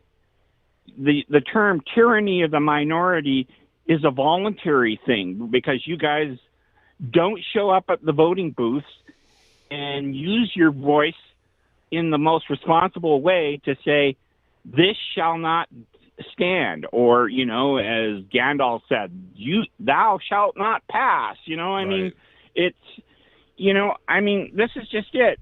You guys elect the stupidest people who don't give back, or give back only to the richest amongst you, who aren't going to give back in any other way. They're paying you pennies for your work, and and you're like, yes, sir, please, may I have another? I mean, it's like bending over and asking for another paddle in a college haze. I mean, it's just ridiculous. I don't know what to say other than, you guys hold the destiny of your nation within your own hands. But you are currently watching the movie in front of you, and it's basically, you're spiraling towards, fire, the depths of hell. And you're like, oh, gee, well, maybe somebody will give me a parachute. And it's like, you don't want to fucking go to hell. You want a ladder and climb the fuck up and get out there and demand stuff. And if that means that you have a national strike and that you put the billionaires in their place and, and you take back what is rightfully yours, because guess what? It's been stolen from you by others who don't have your best interest at heart. They have utilized your labor, your skills, your thoughts, your education to their benefit for the last 60 fucking years.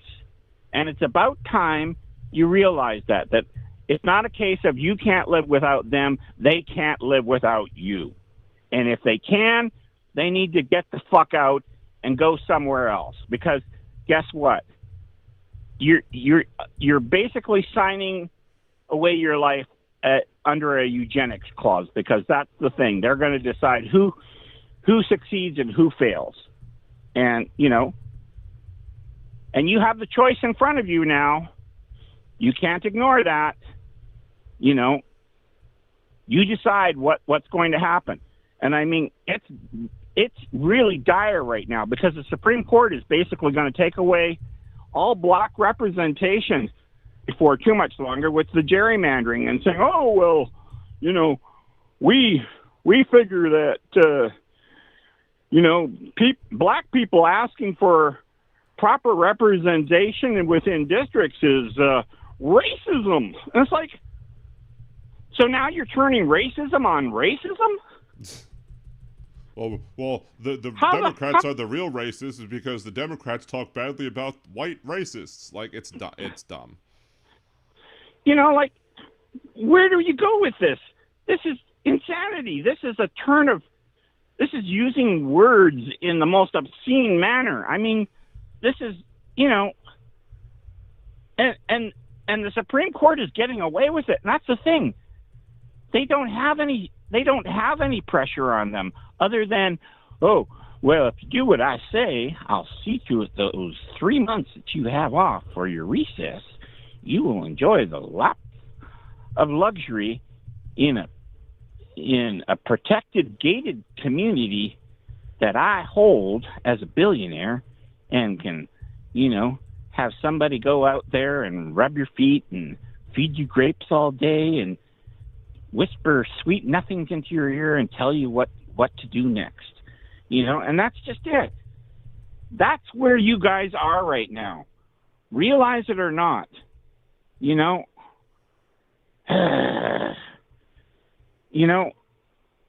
guys will have willingly given up your democracy if this is allowed to continue and you keep voting in Republicans. It's really sad that you guys have fallen to the depths of this, where you gave up the best of what America was to embrace the worst that America was in the past, and then trying to make it a full-time future.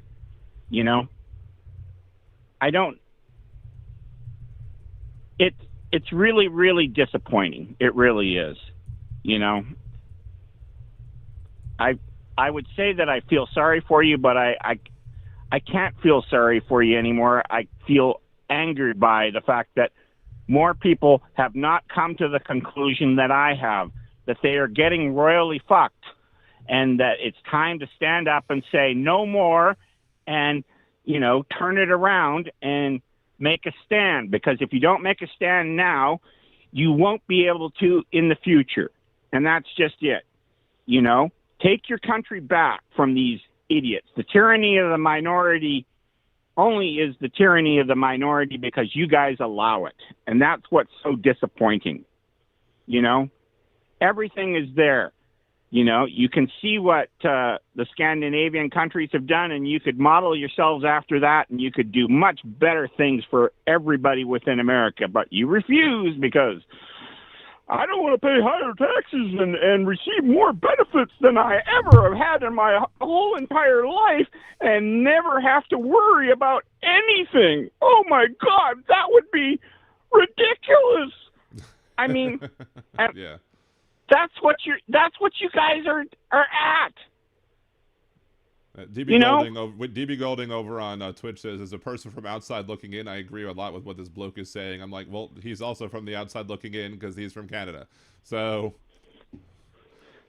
well, that's like this is what some of us need to hear is that how the rest of the world is looking at us, because we need to not have a myopic view and only look at what's going on internally. But again, it's going to take a lot of Trump supporters just getting absolutely fucked over, and not just individual ones. Like the other day, I saw a Hispanic guy who him and his I guess wife were Trump supporters, and he voted for Trump, but his mother-in-law got deported, and then his father-in-law got deported days later, and then but now his wife might be under a threat of being deported now too, because he came here as a child at 1 year old, and somehow she's a criminal too, right?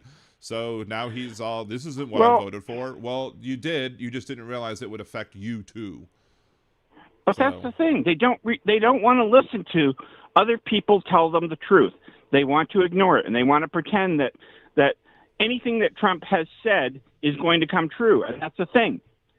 It's all racist bigotry. He plays to your weakest desires, you know. And what's even more shameful is that these people came from countries that already went through this whole fucking nightmare and are endorsing a guy who wants to bring them back there. I mean, I don't know anymore. I really don't. You know, like,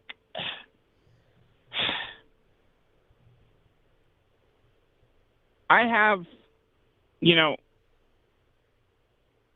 have family that live down in the States, and I feel sorry for them. But you know what? I can't,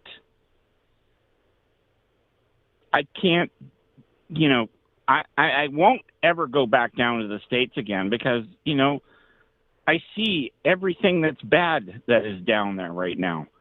You know, I mean, that's the thing that gets me, Dan, is you live in the worst state of all. You live in Mike Johnson's fucking state. Mm-hmm. You know? And Scalise. You know, Don't forget Scalise. We got both of them. Somehow, I don't know how Louisiana pulled off the coup of not only getting a Speaker of the House, but the Republican Majority Leader. But we get both. And so the whole world gets to see why Louisiana is the last on most of the bad lists. So, you know, like I said, I just, honestly, I think the No Kings movement has to grow a lot bigger than what it currently is. Mm-hmm. And that's the thing. You know, until people get their heads out of their asses and realize that that life isn't improving, if anything, it's getting worse, and that, you know, you have a say in what direction the country goes in. And voting Republic is not the answer. You know, and this both sides of them shit has got to stop. You know, either you vote for the Democrats and fix the problem, and don't go for these fucking third party bullshit candidates who promise nothing and deliver nothing. I mean, it's stupid. You know, very much so. You can't see the forest. You can't see the forest through the trees, and you claim, oh, but I'm a proud patriot American. And it's like, no, you aren't. You're just a proud idiot who follows others, you know, off the cliff to your end. You know, because in the end, that's what will end up happening. everything that you have contributed, everything that you've acquired will be left behind. And guess what? The billionaires are going to buy it up for pennies on the dollar, you know? And then your offspring will be subject to slavery under them, you know? And what worries me the most is that this may be your last chance, your very last chance to stop this future that you have sitting right there in front of you, and it's clear as day to everyone else across the world as to what you're facing. And that's the thing. It's, you know, yes, I sound like a pessimist, but you know what? Fuck it. I'm a realist. I see it coming. You can't be a realist without being a pessimist at this point in time. So I mean, they're both equally true. I mean, the only way to be a realist is to be a pessimist, because how anybody could be an optimist at this point is just doesn't make sense to me at all. And the thing I was talking about earlier, apparently they're calling for a mass blackout, a shutting it all down thing from November 25th through December 2nd, and they're the thing is bothering me because it says no work, no projects, no spending, no events, no restaurants, no restaurants. So twice no restaurants. So they really have it against the restaurants or whatever. And basically to say to prevent spike spending and to whatever, make sure to go to local community-owned stores or whatever and markets up before and after to make sure that you have whatever you need. But again, there's going to be pushback on that because people are not going to see how they can do that. Well, for a whole week Christmas without, is going to be whatever. a disaster for you guys because, you know, nobody's going to have any money to spend and everything's going to be far too expensive to afford based on all the tariffs and stuff. Yep. I mean, that's just it. You know, I mean, unless you're going to come up here and shop in Canada, you guys aren't going to be able to afford Christmas, you know, let alone anything else, you know, and that's my concern. You know, you can say, "Oh, but you're blowing things out of proportion." No, I'm not blowing things out of proportion.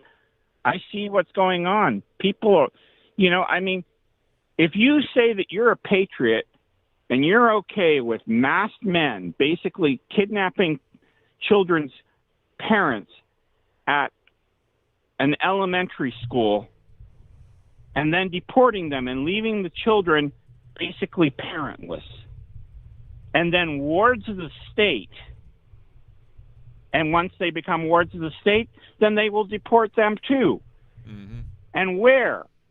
Will it be with their parents or away from their parents? And then basically you have created an immigrant genocide. Mm-hmm. And this is the thing. You guys are undergoing your own American Holocaust.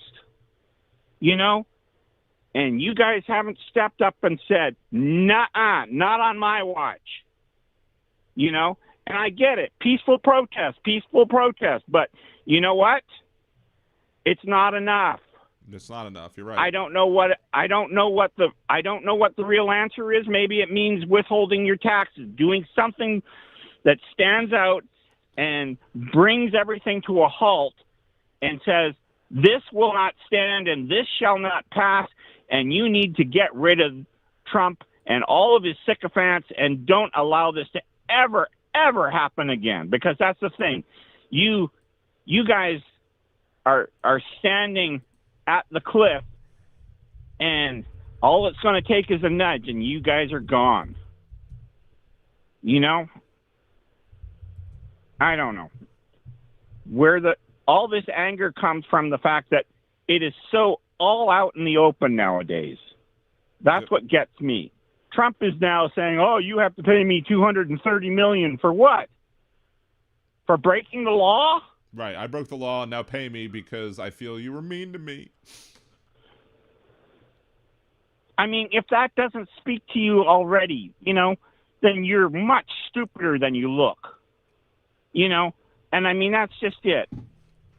You know, this is probably going to require a no King's March every single fucking weekend, you know, and it has to grow to a movement of 20 or 30 million people. And then, you know, a march on Washington and and if it requires it, maybe you do have to burn down the fucking White House. I hate to say it, but maybe that's the only way the message can properly be sent, because at this point, the White House is already being torn down and being made into, a billionaire express outlet where you can come in and put your feet up and sip margaritas and kiss Trump's ass, because that's what it is right now. Yep. I mean, I don't know. You guys are making me angry because I don't see enough action being done behind the scenes, and the Democrats, outside of Bernie and AOC and some other people, they aren't loud and, taking the actions that are necessary. I mean, oh, well, let's negotiate with Republicans. There is no negotiating with Republicans. They refuse to negotiate. You can't negotiate with an empty seat in Congress when the Republicans are on constant vacation out of town. I mean, and the question is where are they? Because I would think that, their constituents want to know where their Republican representation is, and they want to have a conversation with them too, and they're hiding.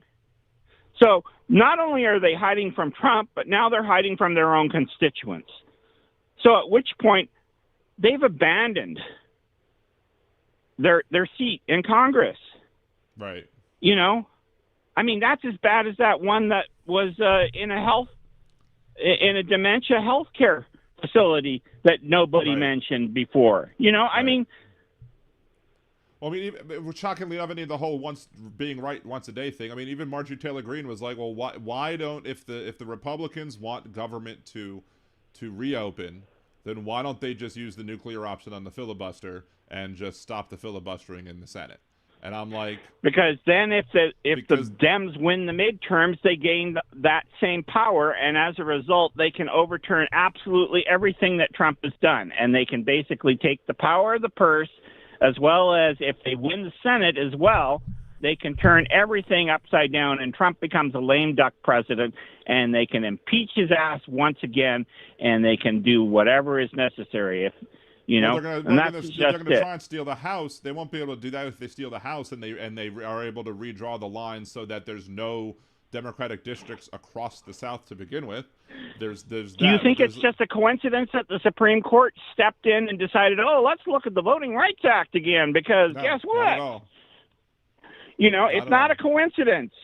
Coincidence takes a lot of planning, and let's face it, Trump has had the last 10 fucking years to plot this all out, and that's just it. He's had Trump the help of the Heritage Foundation and Russell Vought and all these evil people, Peter Thiel and, Elon and all the rest of them. I mean, they've had this, this vision of the future under their thumbs,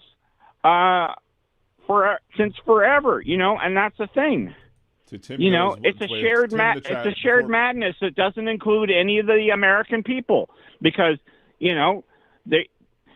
when Musk figures out how to make robots that can do all the work that his employees do, guess what? They're gone too, and he won't need anybody. Nope. And that's just it.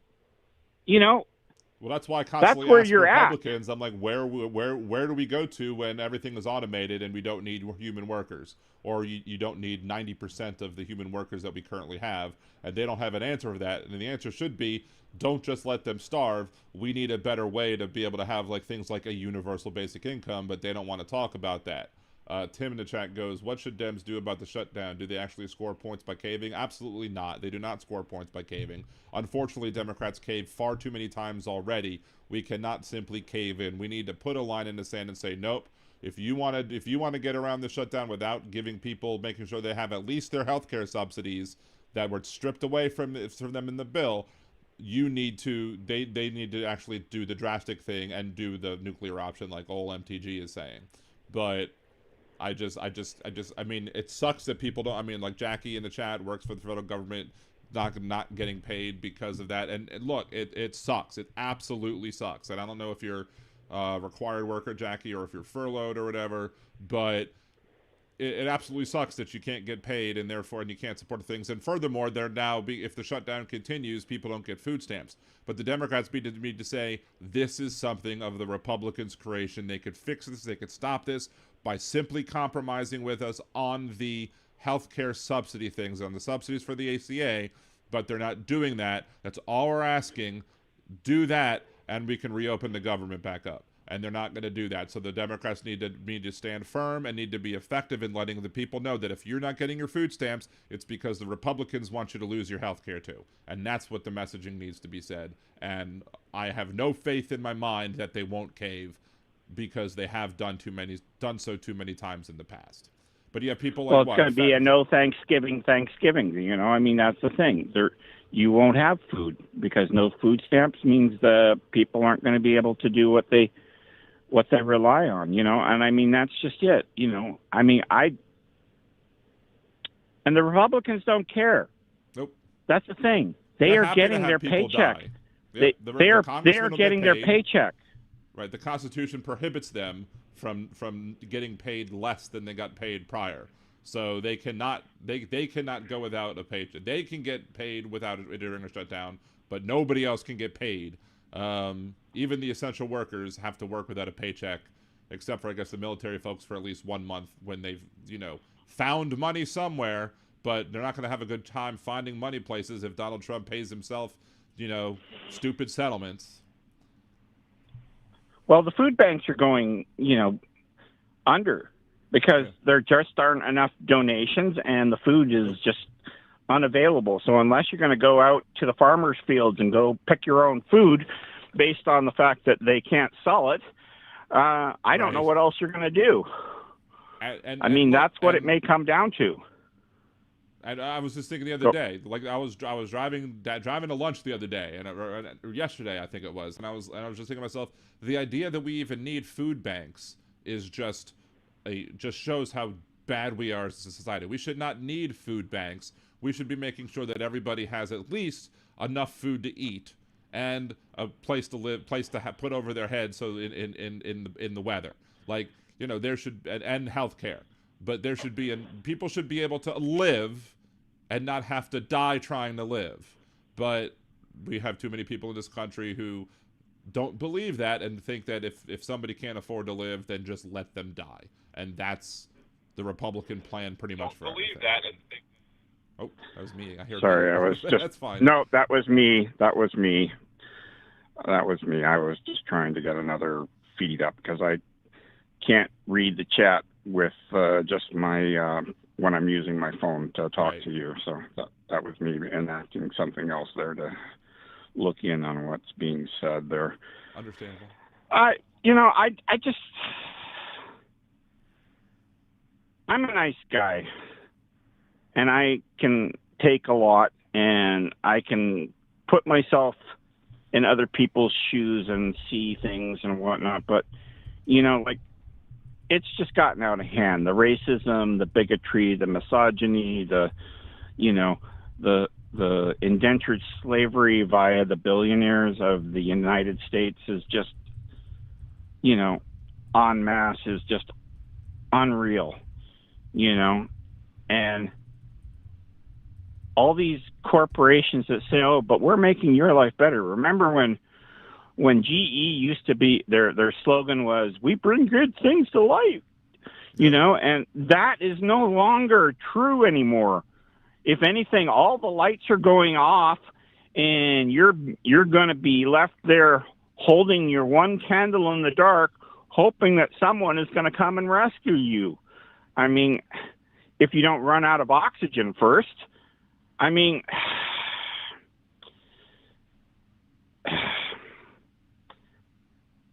I really, really worry about you guys. I really do. Dan, I am so thankful that you have a voice out there in the internet, and that you're out there doing things. And believe me, you deserve a lot more subscribers than you currently have, because, you know, you're putting a message out there that needs to be heard loud and clear, and needs to be repeated often and loud.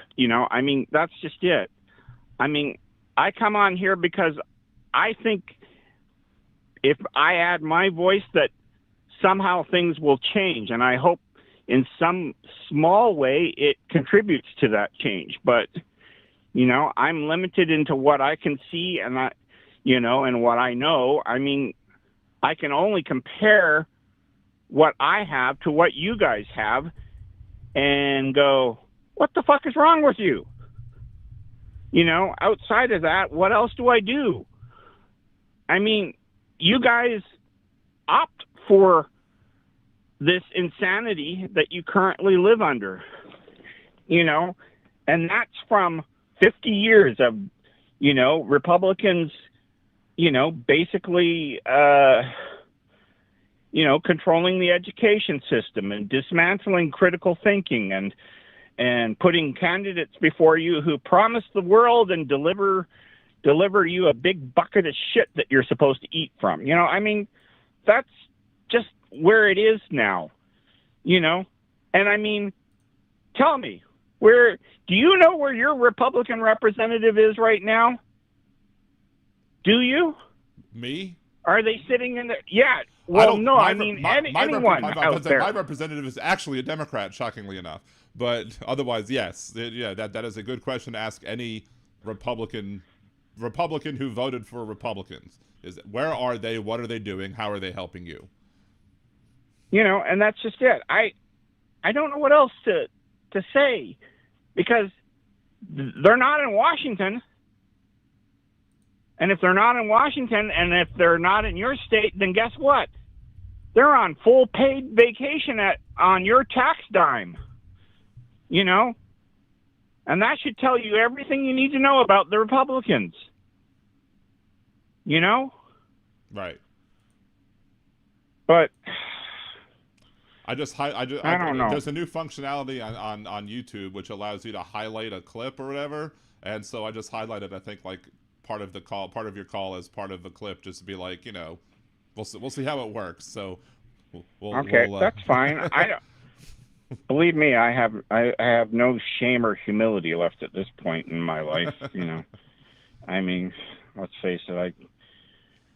I figure I'm going to work the last 15 years before I will be able to retire, and and then that'll be questionable as to where I end up after that. I mean. Mm-hmm. I mean, times are tough, and that's the thing in this AI age where everything is under threat.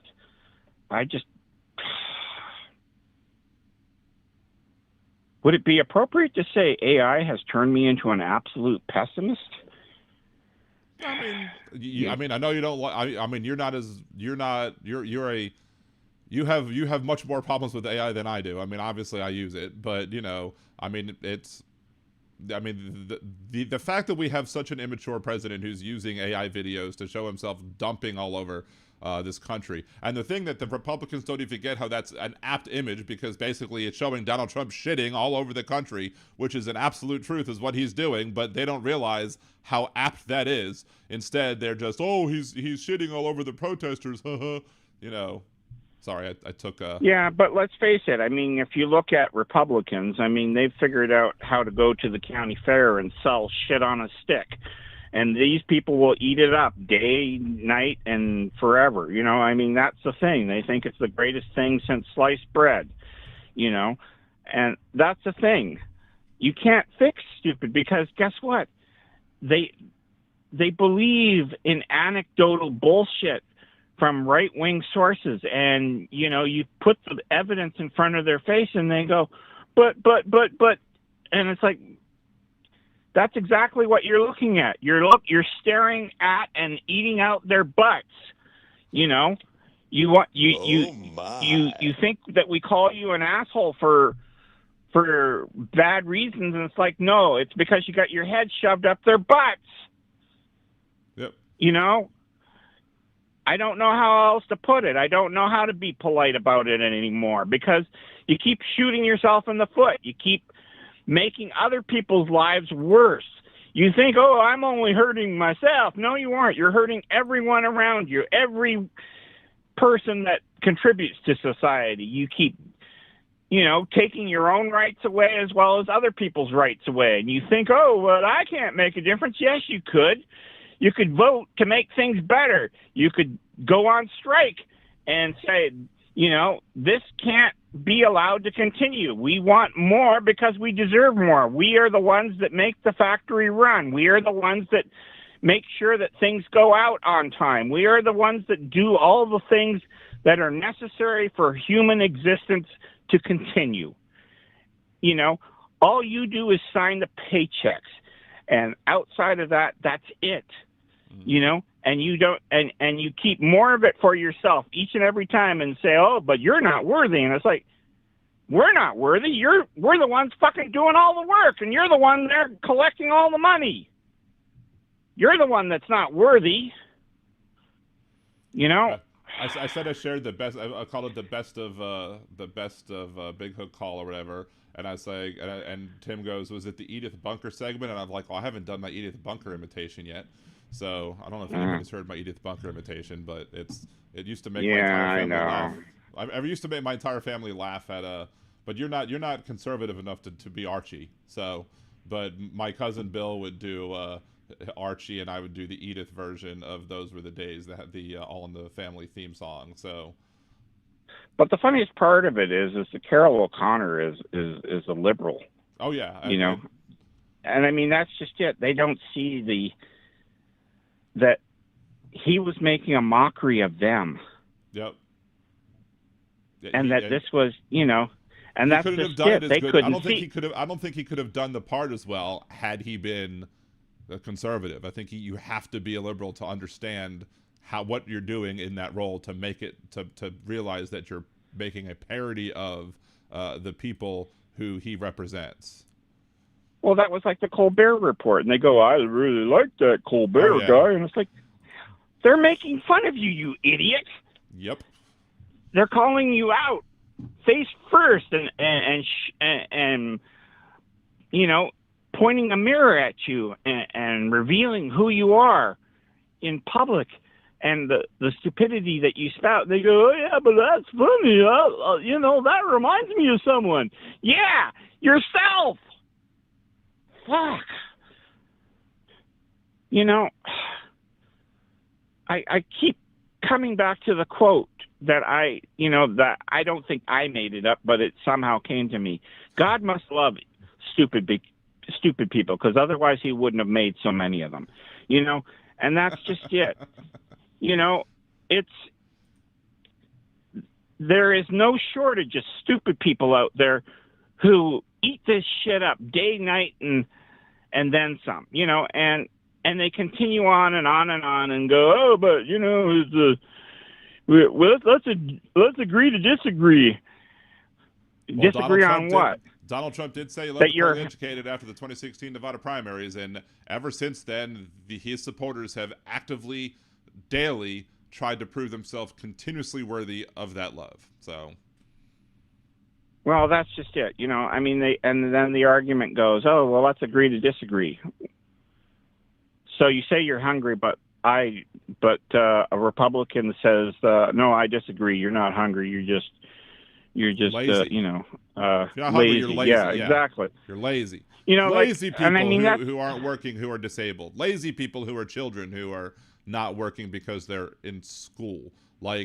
And that's because they all lost their empathy. They are basically sociopaths who were brought up generationally into the world and can't see the light out there that is available if they exercise their God-given rights, which is to vote and to make a difference and to put people in power who will write legislation that makes everybody's lives better.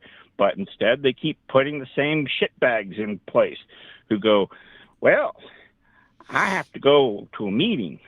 And they won't say, oh, it's a meeting with my billionaire friends who are going to tell me what the agenda is going to be and what tax breaks they need to further their wealth, and feather their nest because, let's face it, billionaires never have enough. Right. And we and love if you give them more, billionaires. it'll trickle down, right? Trickle Yeah, down to you. If you give them more money, it trickle down. Yes. People need to tell Trump that's actually the urine coming from the hooker, but yeah, I don't know.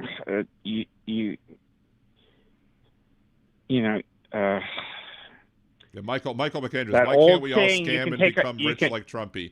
I'm like, well, A, we don't have the millions of dollars of seed funds that our father would give us to become as rich as Trumpy, but most of us, like, I'm sure I could come up with plenty of different ways that I can scam myself out of this, out of the financial hole that I'm currently in, but I like to think that I'm a good person, and therefore that's why I'm not doing it.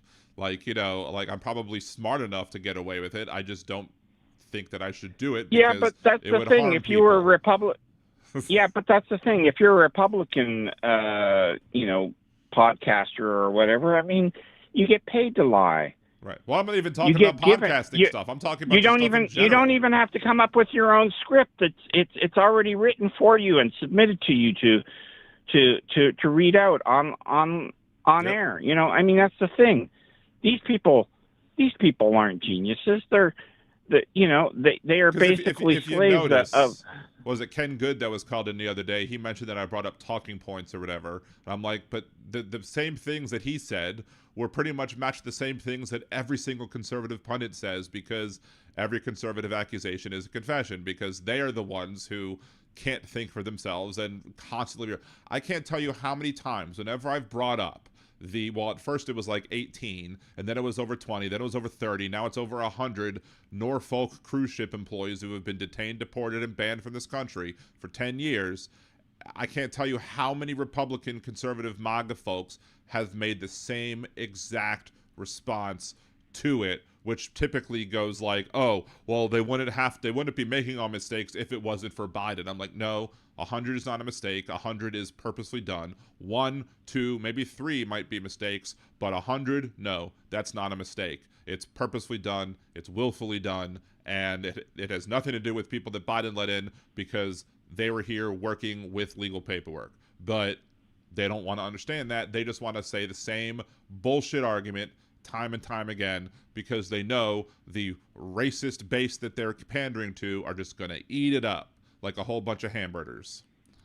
Yeah, but you guys are already going through a eugenesis phase right now because people aren't going to be able to afford health insurance, and those that currently have it are being asked to fill out even more difficult paperwork that will deny them coverage for another 6 months or whatnot. I think I saw Suzanne saying that she just got her letter that said she was going to lose her ACA coverage. This is fucking horse shit of the highest order. I don't know what else to say anymore. You guys have lost so much, and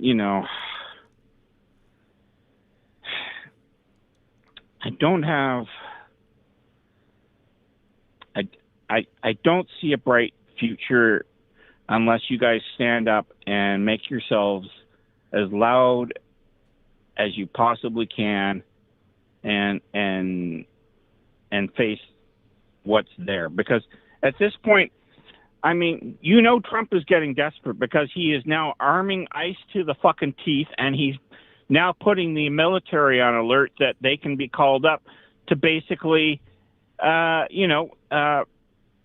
you all down for protesting for that which you are entitled to because you all fucking paid taxes. Yep. The hypocrisy is just beyond words anymore. I can't be the only one that sees this. And I fucking live in Canada. And I can figure this shit out, then you guys can figure this shit out. It's not that fucking difficult. I'm not really of above average intelligence, and I can figure this shit out. Right. And I think, You know, I think you're much more intelligent than average. Trust me.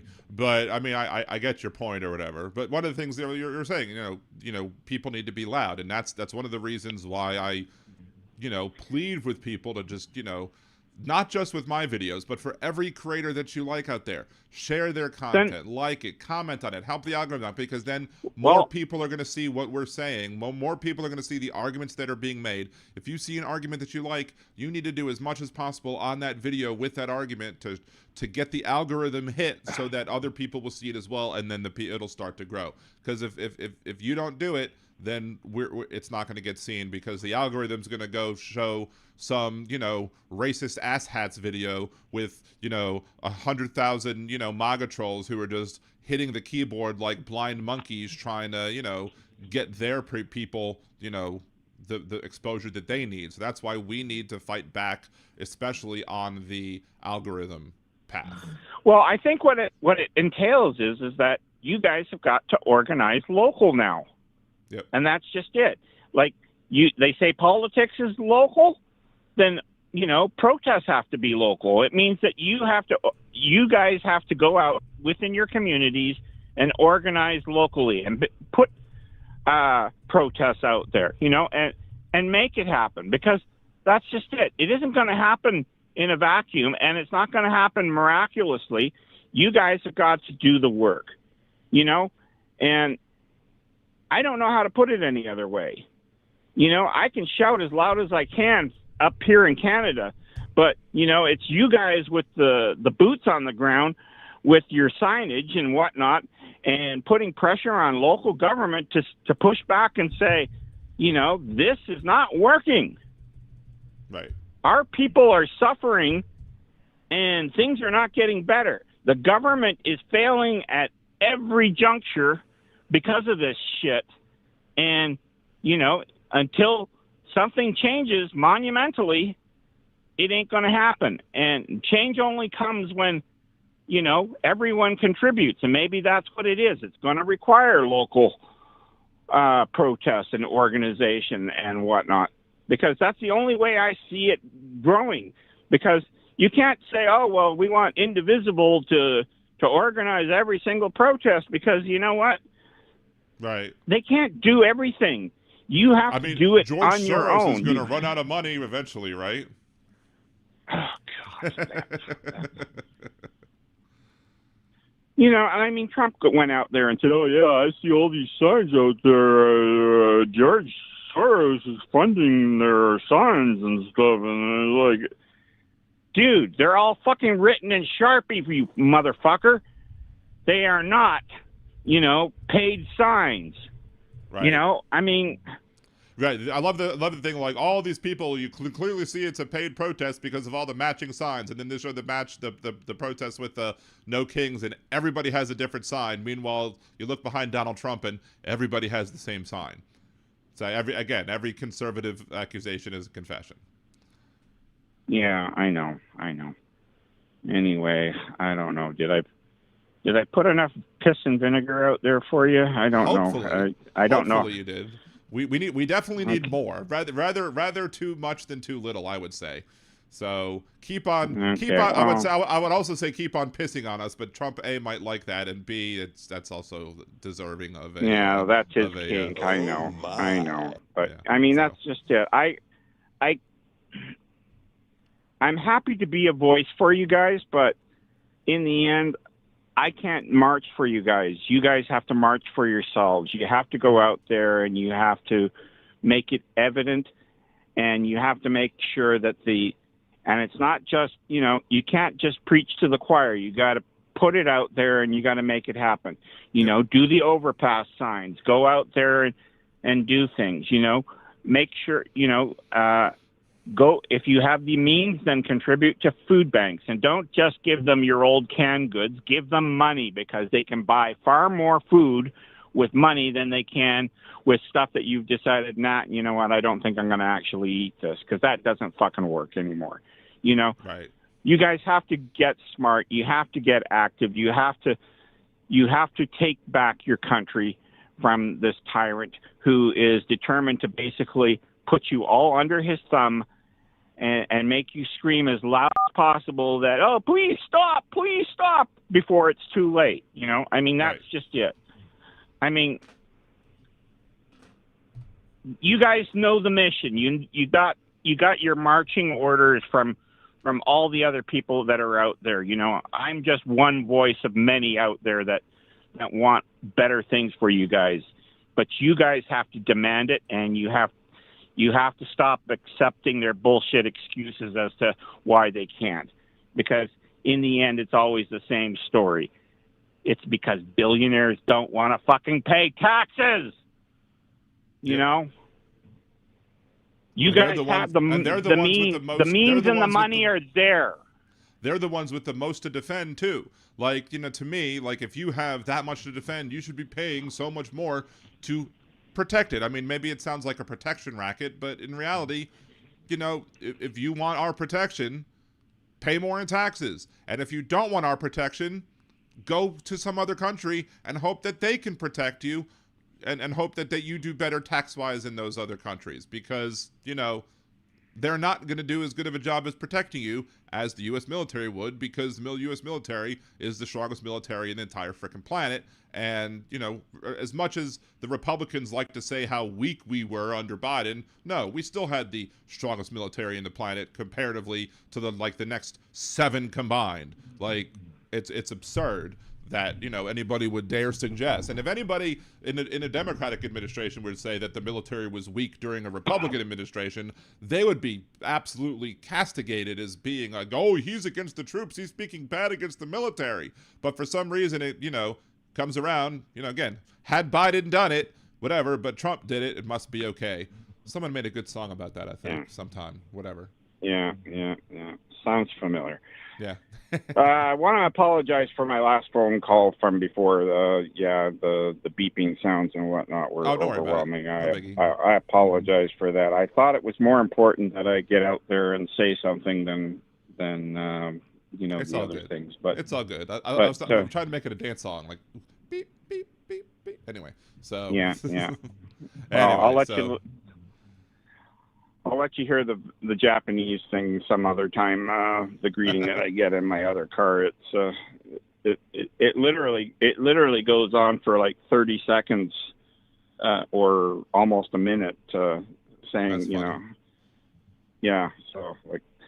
So you would think I would know Japanese much better than I currently do, but you know, that's not the case.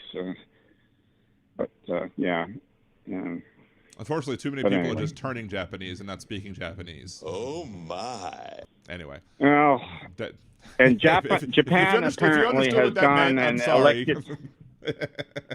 And apparently, Japan has elected a new prime minister or whatever, and it's a woman. But unfortunately, she has chosen to take up her idol as Margaret Thatcher, and I mean that can only spell bad things for them within Japan. I don't know where the hell they find these people. Like, you know, I swear they were all dropped on their heads at birth or something.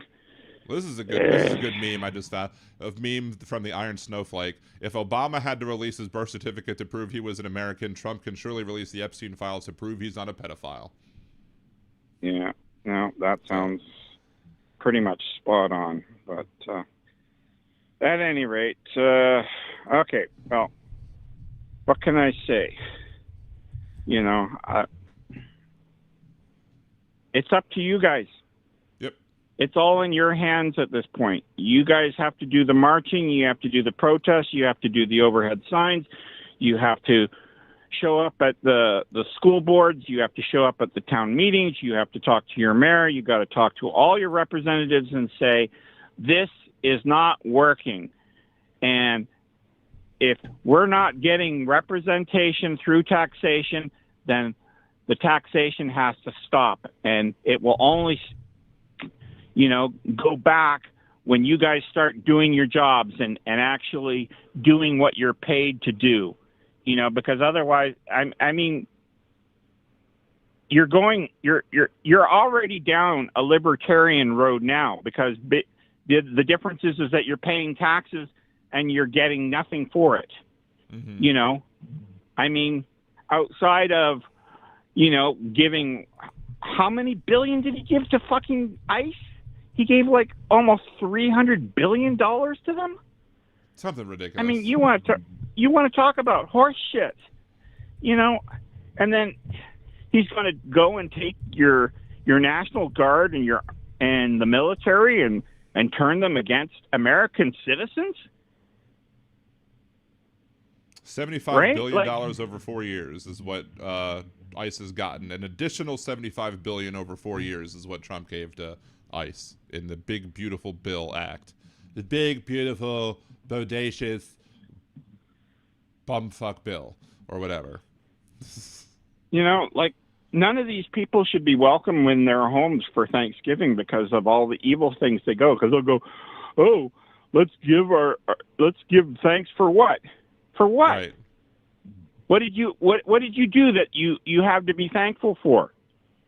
Oh, I separated parents from their children, and I sent them to a likely death in another country, and I'm putting the children into wards of the state who will then be determined as ineligible for care, and then will be sent to another country to either be sold into slavery, Right. or, you know, be ended. And this is something to be proud of? This is patriotic? This is why they're a bunch of sick fucks. Is the response whenever I say, hey, the Donald Trump administration, you know, kicked out a family with a child citizen getting treatment for brain cancer because, you know, their parents were undocumented. And then their response is always, well, they could have just chosen to leave her, but they forced the parents to make the decision of leaving her or taking her with. Well, the answer should be, why is your president such an asshole that he won't make an excuse for a citizen child with brain cancer? That's why they're just a bunch of sick fucks, or one of the many reasons why they're a bunch of sick fucks. Well, anyway, I could go on all night, Dan, you know, and, you know, I can't get any angrier than I already am. You know, don't say that, because I guarantee you in like 3 weeks, you're going to be like, I'm angrier. And I tempted Donald Trump to say I can't get any angrier, and they proved me wrong. So I guarantee you we can get much angrier, even though it doesn't seem like it at the time. Yeah, no, you know, I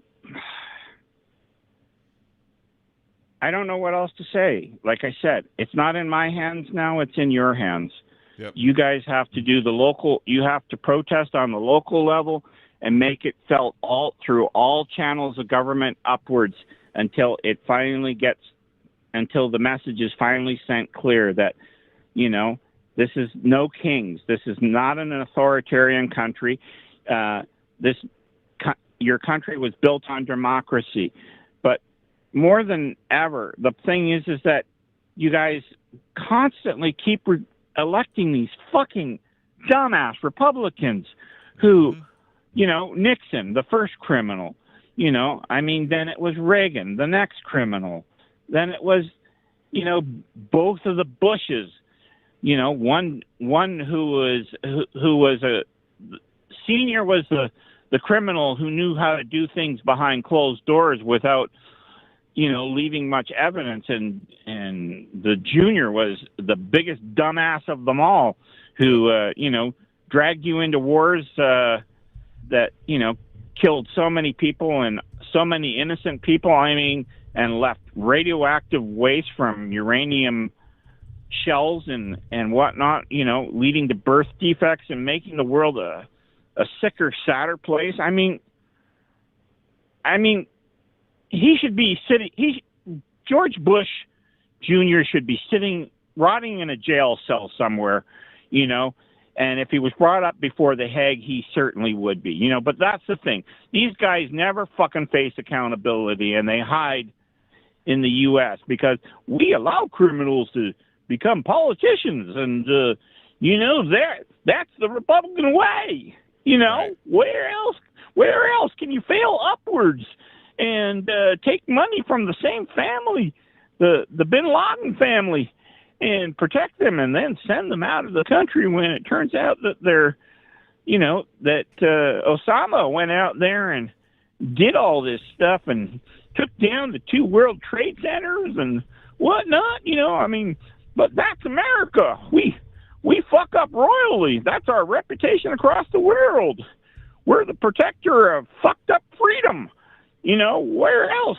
Where else does it exist? Anywhere else across the world other than, in dictatorships and authoritarian dictatorships where people have suffered at the hands of these psychopaths, but we have our own special brand of American psychopath out there that is unmatched, except for possibly Putin, but he's our friend too, don't you know?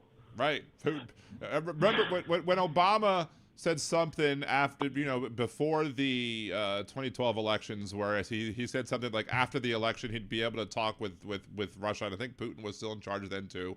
He'd be more free to be able to have some conversations, whatever. Oh, and I was on a hot mic. Oh, the Republicans pitched a fit because of how terrible Putin was. Now they all want to have Putin's baby because, he's a shirtless, manly man, and he's a representation of what masculinity should all be about. But yet they still like Trump too, which is also weird. But, Yeah, well, I don't know. I think I've said all I can say today. Unless somebody else wants to add to my piling on of shit that the Americans need to do, I don't know what else to say. All right, man. Well, you have a great night. At any rate, I enjoy the chat, and I hope other people in the chat enjoy the chat and my rantings and ravings, and get off your ass and do something. You almost hit 80% of the people saying the greatest. 21% said great, and 79% said the greatest about your manga imitations. So there you go. Okay, well. 80% really appreciate you. 20% just appreciate you. So there you go.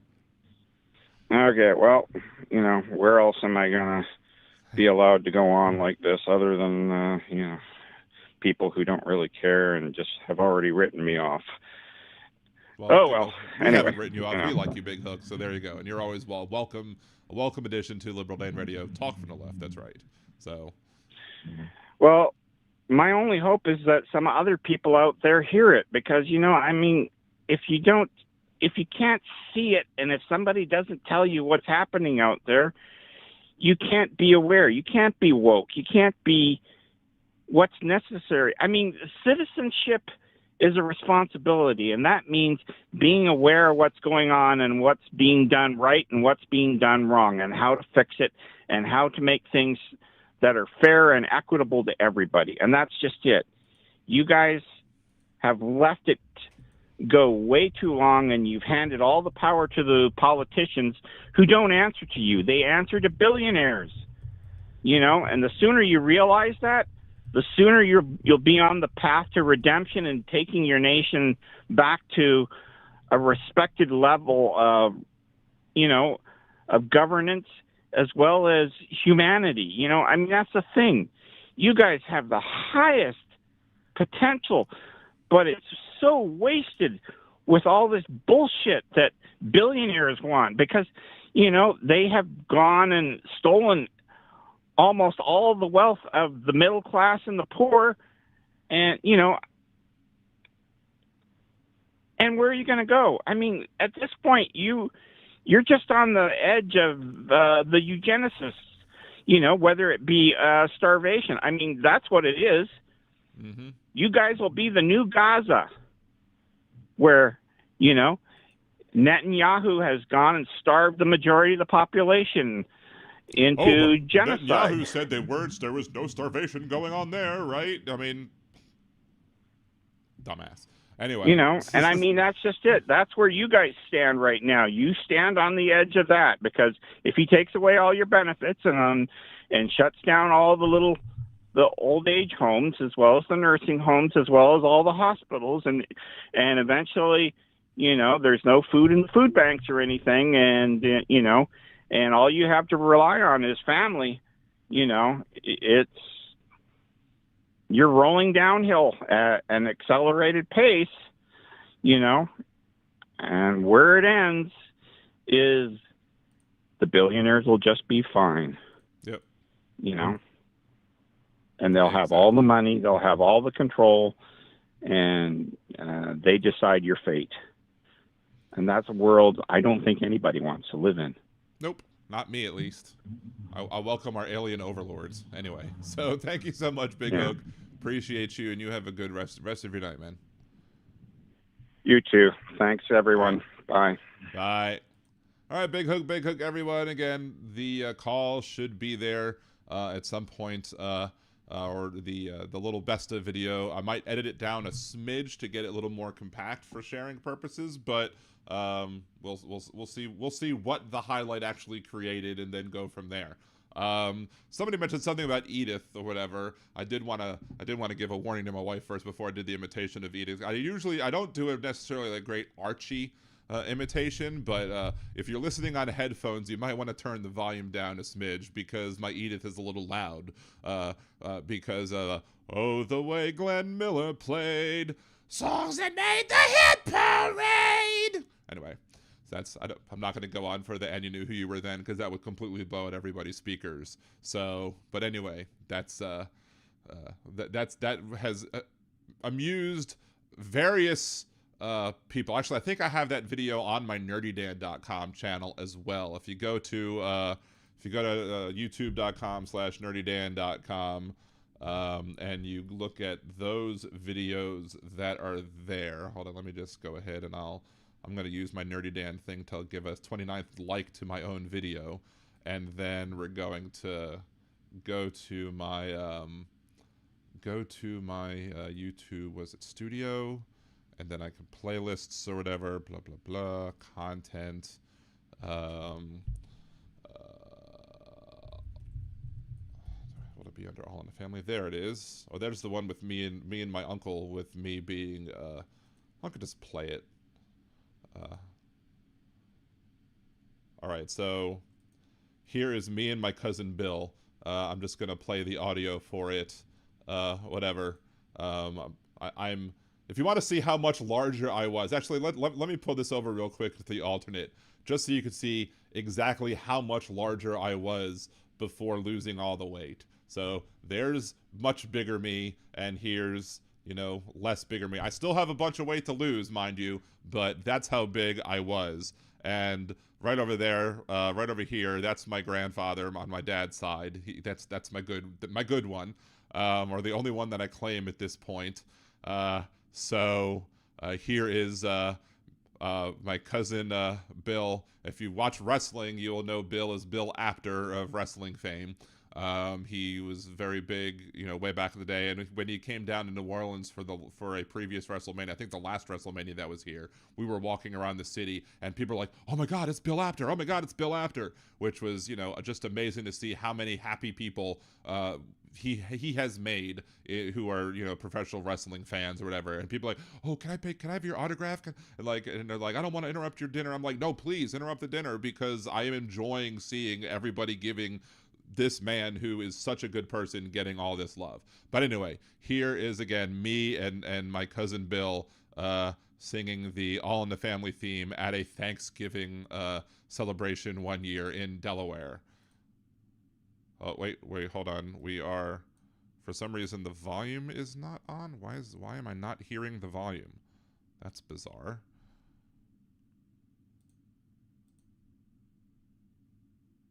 What's going on with that? That's very strange indeed. Let's go back over here. Maybe there's another one that I can go to and see, because for some reason that one's not playing what I want it to play. Oh wait, that is muted. Always allow. There we go. There we go. So let's switch back to the alternate. Now you'll be able to hear me and my cousin, because apparently the thing was muted. Now it's not muted. So here we go. Go. All right, are you ready, dear? Take two. Oh, the way Glenn Miller played. Songs that made the hit parade. Guys like us, we had it made. Those were the days. And you knew who you were then. Guys was guys and men was men. Mister, we could use a man like Herbert Hoover again. Didn't have no welfare states. Everybody pulled his weight. G.R. older, sour and great. Those were the days. There you go. There's me and my cousin Bill doing the All in the Family theme song. So, sorry for blowing out everybody's eardrums. Anyway, I'll keep coming back to that one. I want to go back to the one with the chat. So, there we go. The one with the chat. Thank you, Jolie. Appreciate you. But yeah, the first time it ever happened, like people's minds were blown the first time that ever happened because they were not expecting me to be able to come out with that. I also did it. There was a one-man show that he did when he was here in New Orleans, and I went, and the organizer of that was so nice, he actually refunded my tickets, so I got to go for free. And he asked if anybody could do a Macho Man imitation, and I was like, ooh, yeah. And so I did that, and I did a line or two of Macho Man. Other people can do better Macho Man than me. But he was like, the reason I asked that is because I want to do this with him. And we did the All in the Family theme song, and it was a grand old time. And again, everybody was shooketh that I was gonna have that. We did it for my dad's, I think, 60th birthday party. We've done it many other times. So anyway, there was actually one time for my cousin Bill's, I think 10 years ago now at this point, because I want to say it was his 60th birthday. Now it's his 70th birthday, I want to say, or however old he is. It was his birthday, I think today or yesterday or something, and then I made a video where I did both the Archie and the Edith part, but I had like one half the video here and the other half the video there. I used like OBS to help film it, and he was all impressed that I was able to get it done. But yes, it was a family tradition, at least prior to COVID. I've not been back up to Baltimore for Thanksgiving since COVID, since 2019, which is unfortunate. I was hoping to be able to go this year, but with my knee surgery, there's no way that's happening. So maybe next year, we will see. I'm hoping to be able to go up next year. It just really depends upon out of my financial rut that we're currently in. But thank you, Janelle. Appreciate you. That is on my Nerdy Dan. That and I think another version of it are on my nerdydan.com stream or whatever, nerdydan.com on YouTube channel. So if you want to see it again, play it again, have somebody else, there's that version. There's the version of me at the WrestleMania weekend, etc. as well. So anyway, I was going to have this back on. If I will leave the phone lines open for a few more minutes, give anybody else an option, conservative or liberal, left or right, centrist or whatever. If you wish to call in, it's 562-LIBDAN1, 562-LIBDAN1, 562-542-3261. We will leave the phone lines open for at least a few more minutes. And we will, we'll see, probably at least till the end of the hour, 11 p.m. My time. And then if that is not, if nobody else calls in by that point, I'll probably go ahead and shut down the show at that time. Let's see, what is Susie? Susie says, I'm reminding myself that's what I am getting, and I see a discharge coming up. Was it Jeff Curry? I did Tonic, If You Could Only See. You did that in what, karaoke or whatever? Is that what you're trying to say? Big Hook. I did do your MAGA impersonations, Turtle Toes. Of course, every time he says Turtle Toes, I have to play. I like turtles. Jolie. Put down your remote, pick up the phone, and call 562-542-3261. Yes, you can call from just north of Uranus. I try not to smell. Anyway.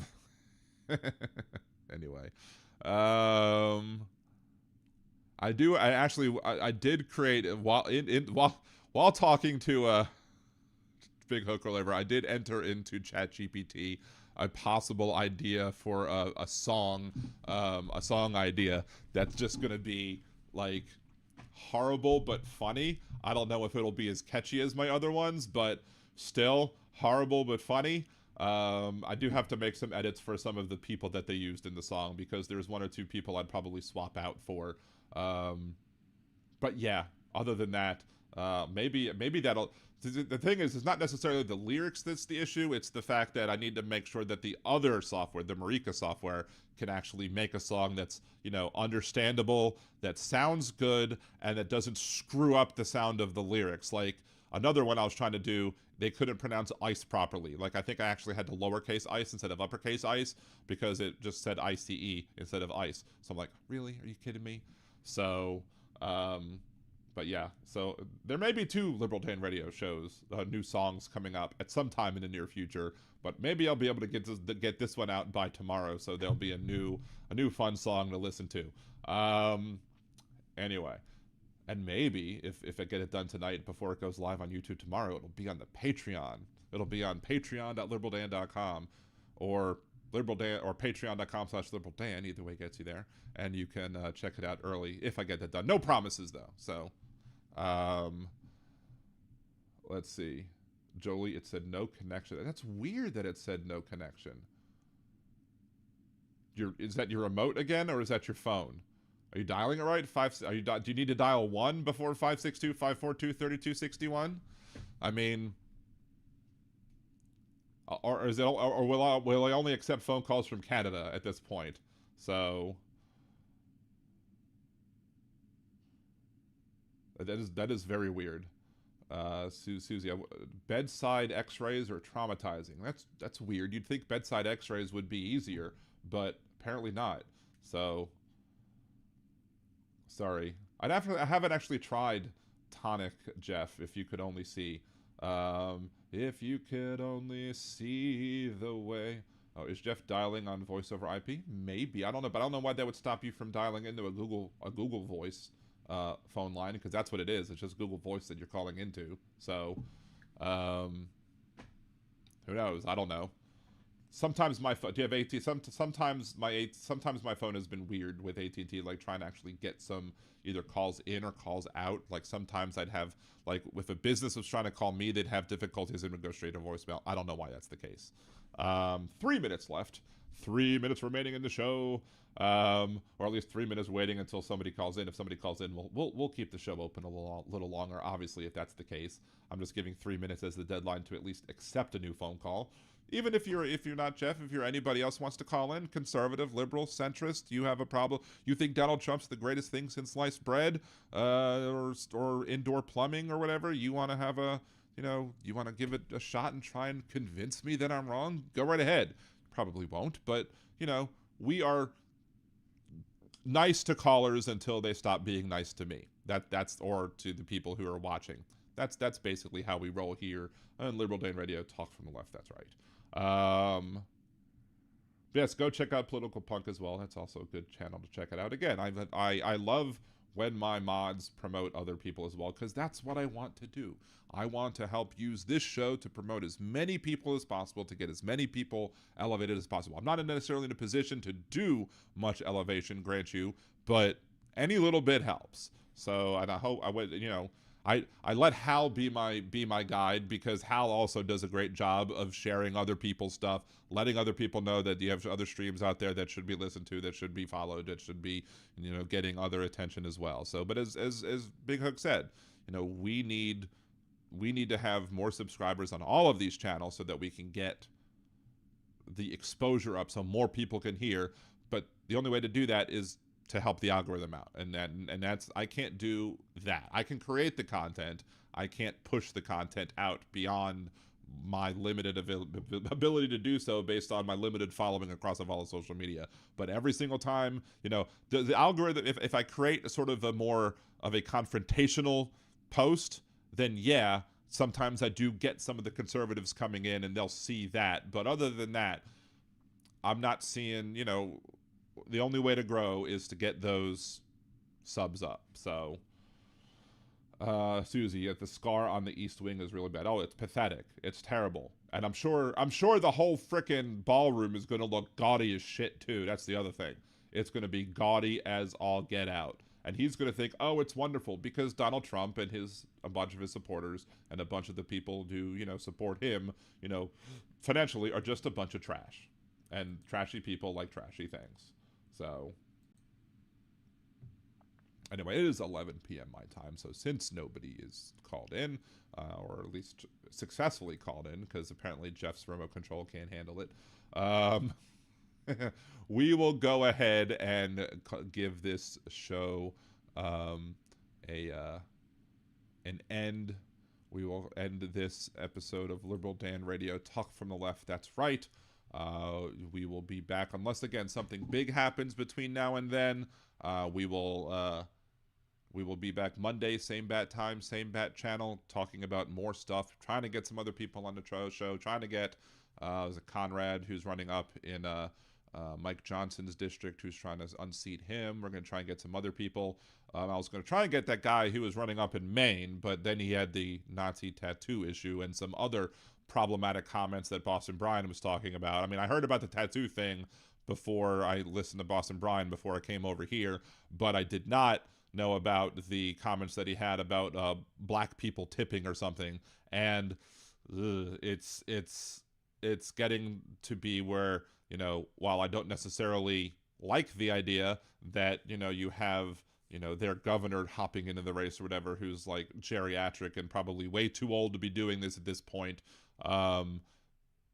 But we need better people and not people like that, because we can't sit here and be critical. I think Boston Brian was saying this too. We can't be sitting here and being critical of people like Pete's Keg's Breath for having inappropriate tattoos on his chest and then just turn the other face, turn the other eye, and turn whatever and be like, oh, I'm not going to pay attention to our people when they do wrong. That's the difference between us and MAGA. We hold our people to account when they're in the wrong.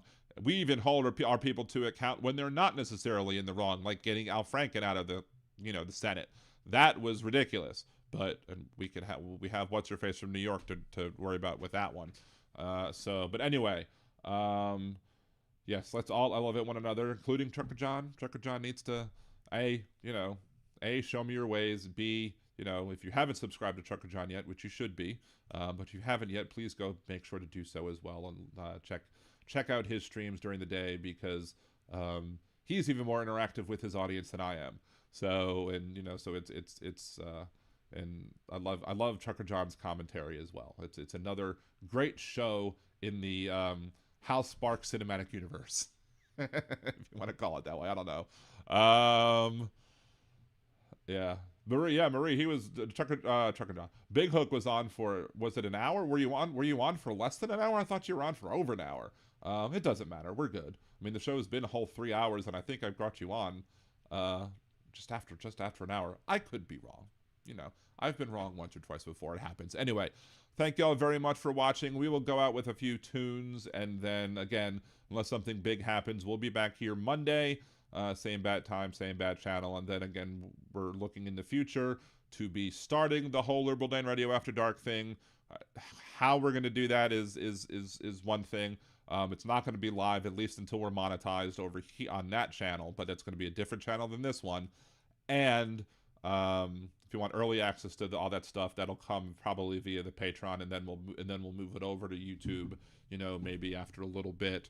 But otherwise, other than that,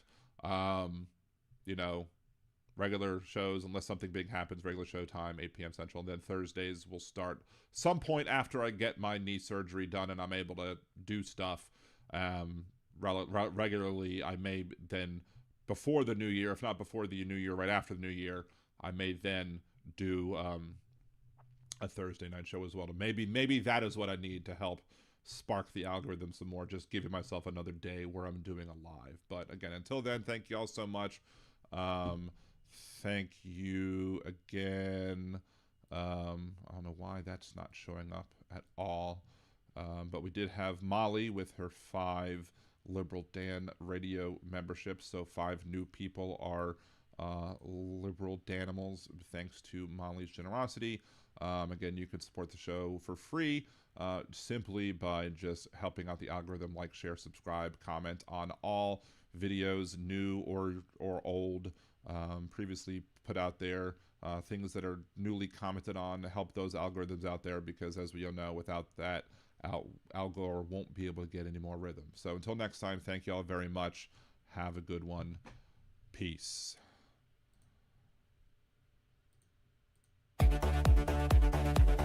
Trump piled debt, trillions tall.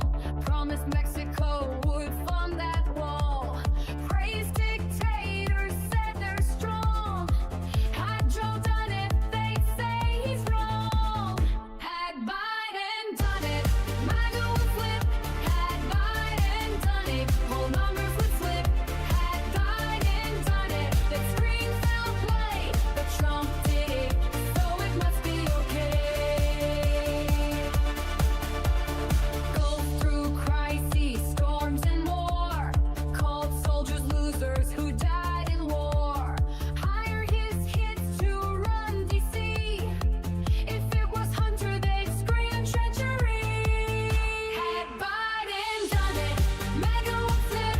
Had Biden done it, whole numbers would slip. Had Biden done it, Fox News would say our day. But Trump did it, so it must be okay. Love Kim Jong-un, he wrote love letters that take the guns first, lose those rights forever. Signed you spending bills with glee. Had Joe done that, it'd be tyranny. Had Biden done it, MAGA would flip. Had Biden done it, whole numbers would flip. Had Biden done it, they child up today. But Trump did it, so it must be okay. Kept secret files, countless untold. Said Putin's word was good as gold. Invited the Taliban to come to U.S. soil. If Joe had done that, they'd all recoil. Had Biden done it, MAGA would flip. Had Biden done it, whole numbers would slip. Had Biden done it, they'd want him to pay. But Trump did it, so it must be okay. Double standards loud and clear. Rules for Trump, but not for peers.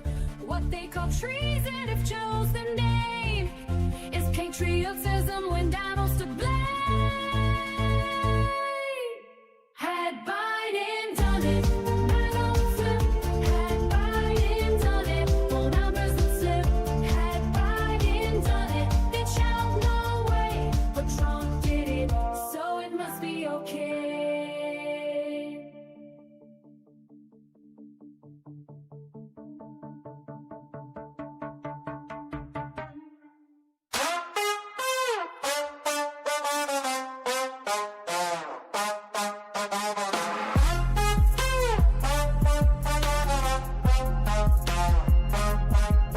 Obama and Bush's pictures got hidden, obscuring the past, history rewritten. Hung in a hallway where no door can see, confirming his unending fragility. If Trump can't see it, you must not exist. That also includes the Epstein list. Object permanent, a milestone missed. If Trump can't see it, he must not exist. Stop the testing was the line that he said. Hundreds of thousands needlessly dead. Now HHS is run by brainworm quack, hiding the truth behind his back. If Trump can't see it, it must not exist. That also includes the Epstein list. An administration run by narcissists. If Trump can't see it, it must not exist.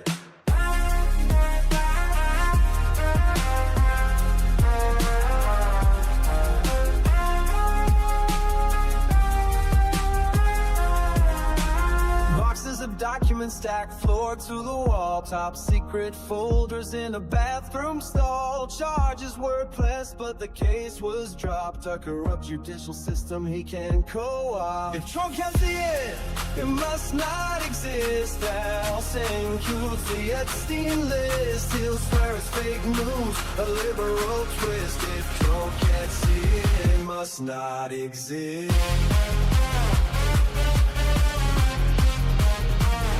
I like turtles.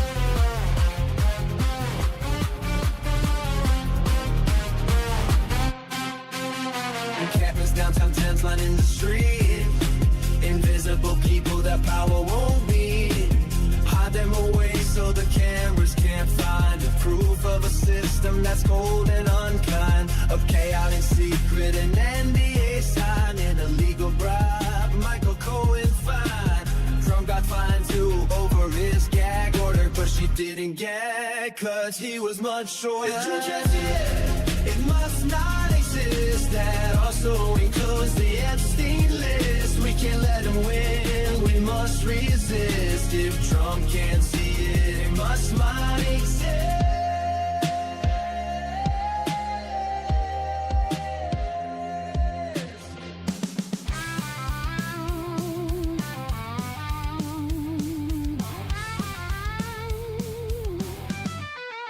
The creative director at WGSO had a little something he thought you should know. When Dan picked on his bits, Steve got real gruff. So Steve called Dan a flake, called him liberal dandruff. Steve thinks that his lines are really clever, but when do people ever like him? Never. Liberal Dan's got better lyrics, this is true. Listen and you'll feel like I do. Liberal Dan, his show is great. Liberal Dan, he goes live at 8. Liberal Dan radio, it's the best, cause Liberal Dan's head and shoulders above the rest. Steve's about to find out his mistake. In this feud, Dan's Kendrick, Steve is Drake. Dan might not be the world's best singer, but he's got more talent in his little finger. Steve thinks that his lines are really clever, but when do people ever like him? Never. Liberal Dan's got better lyrics, this is true. Listen and you'll feel like I do. Liberal Dan, his show is great. Liberal Dan, he goes live at 8. Liberal Dan radio, it's the best, cause Liberal Dan's head and shoulders above the rest.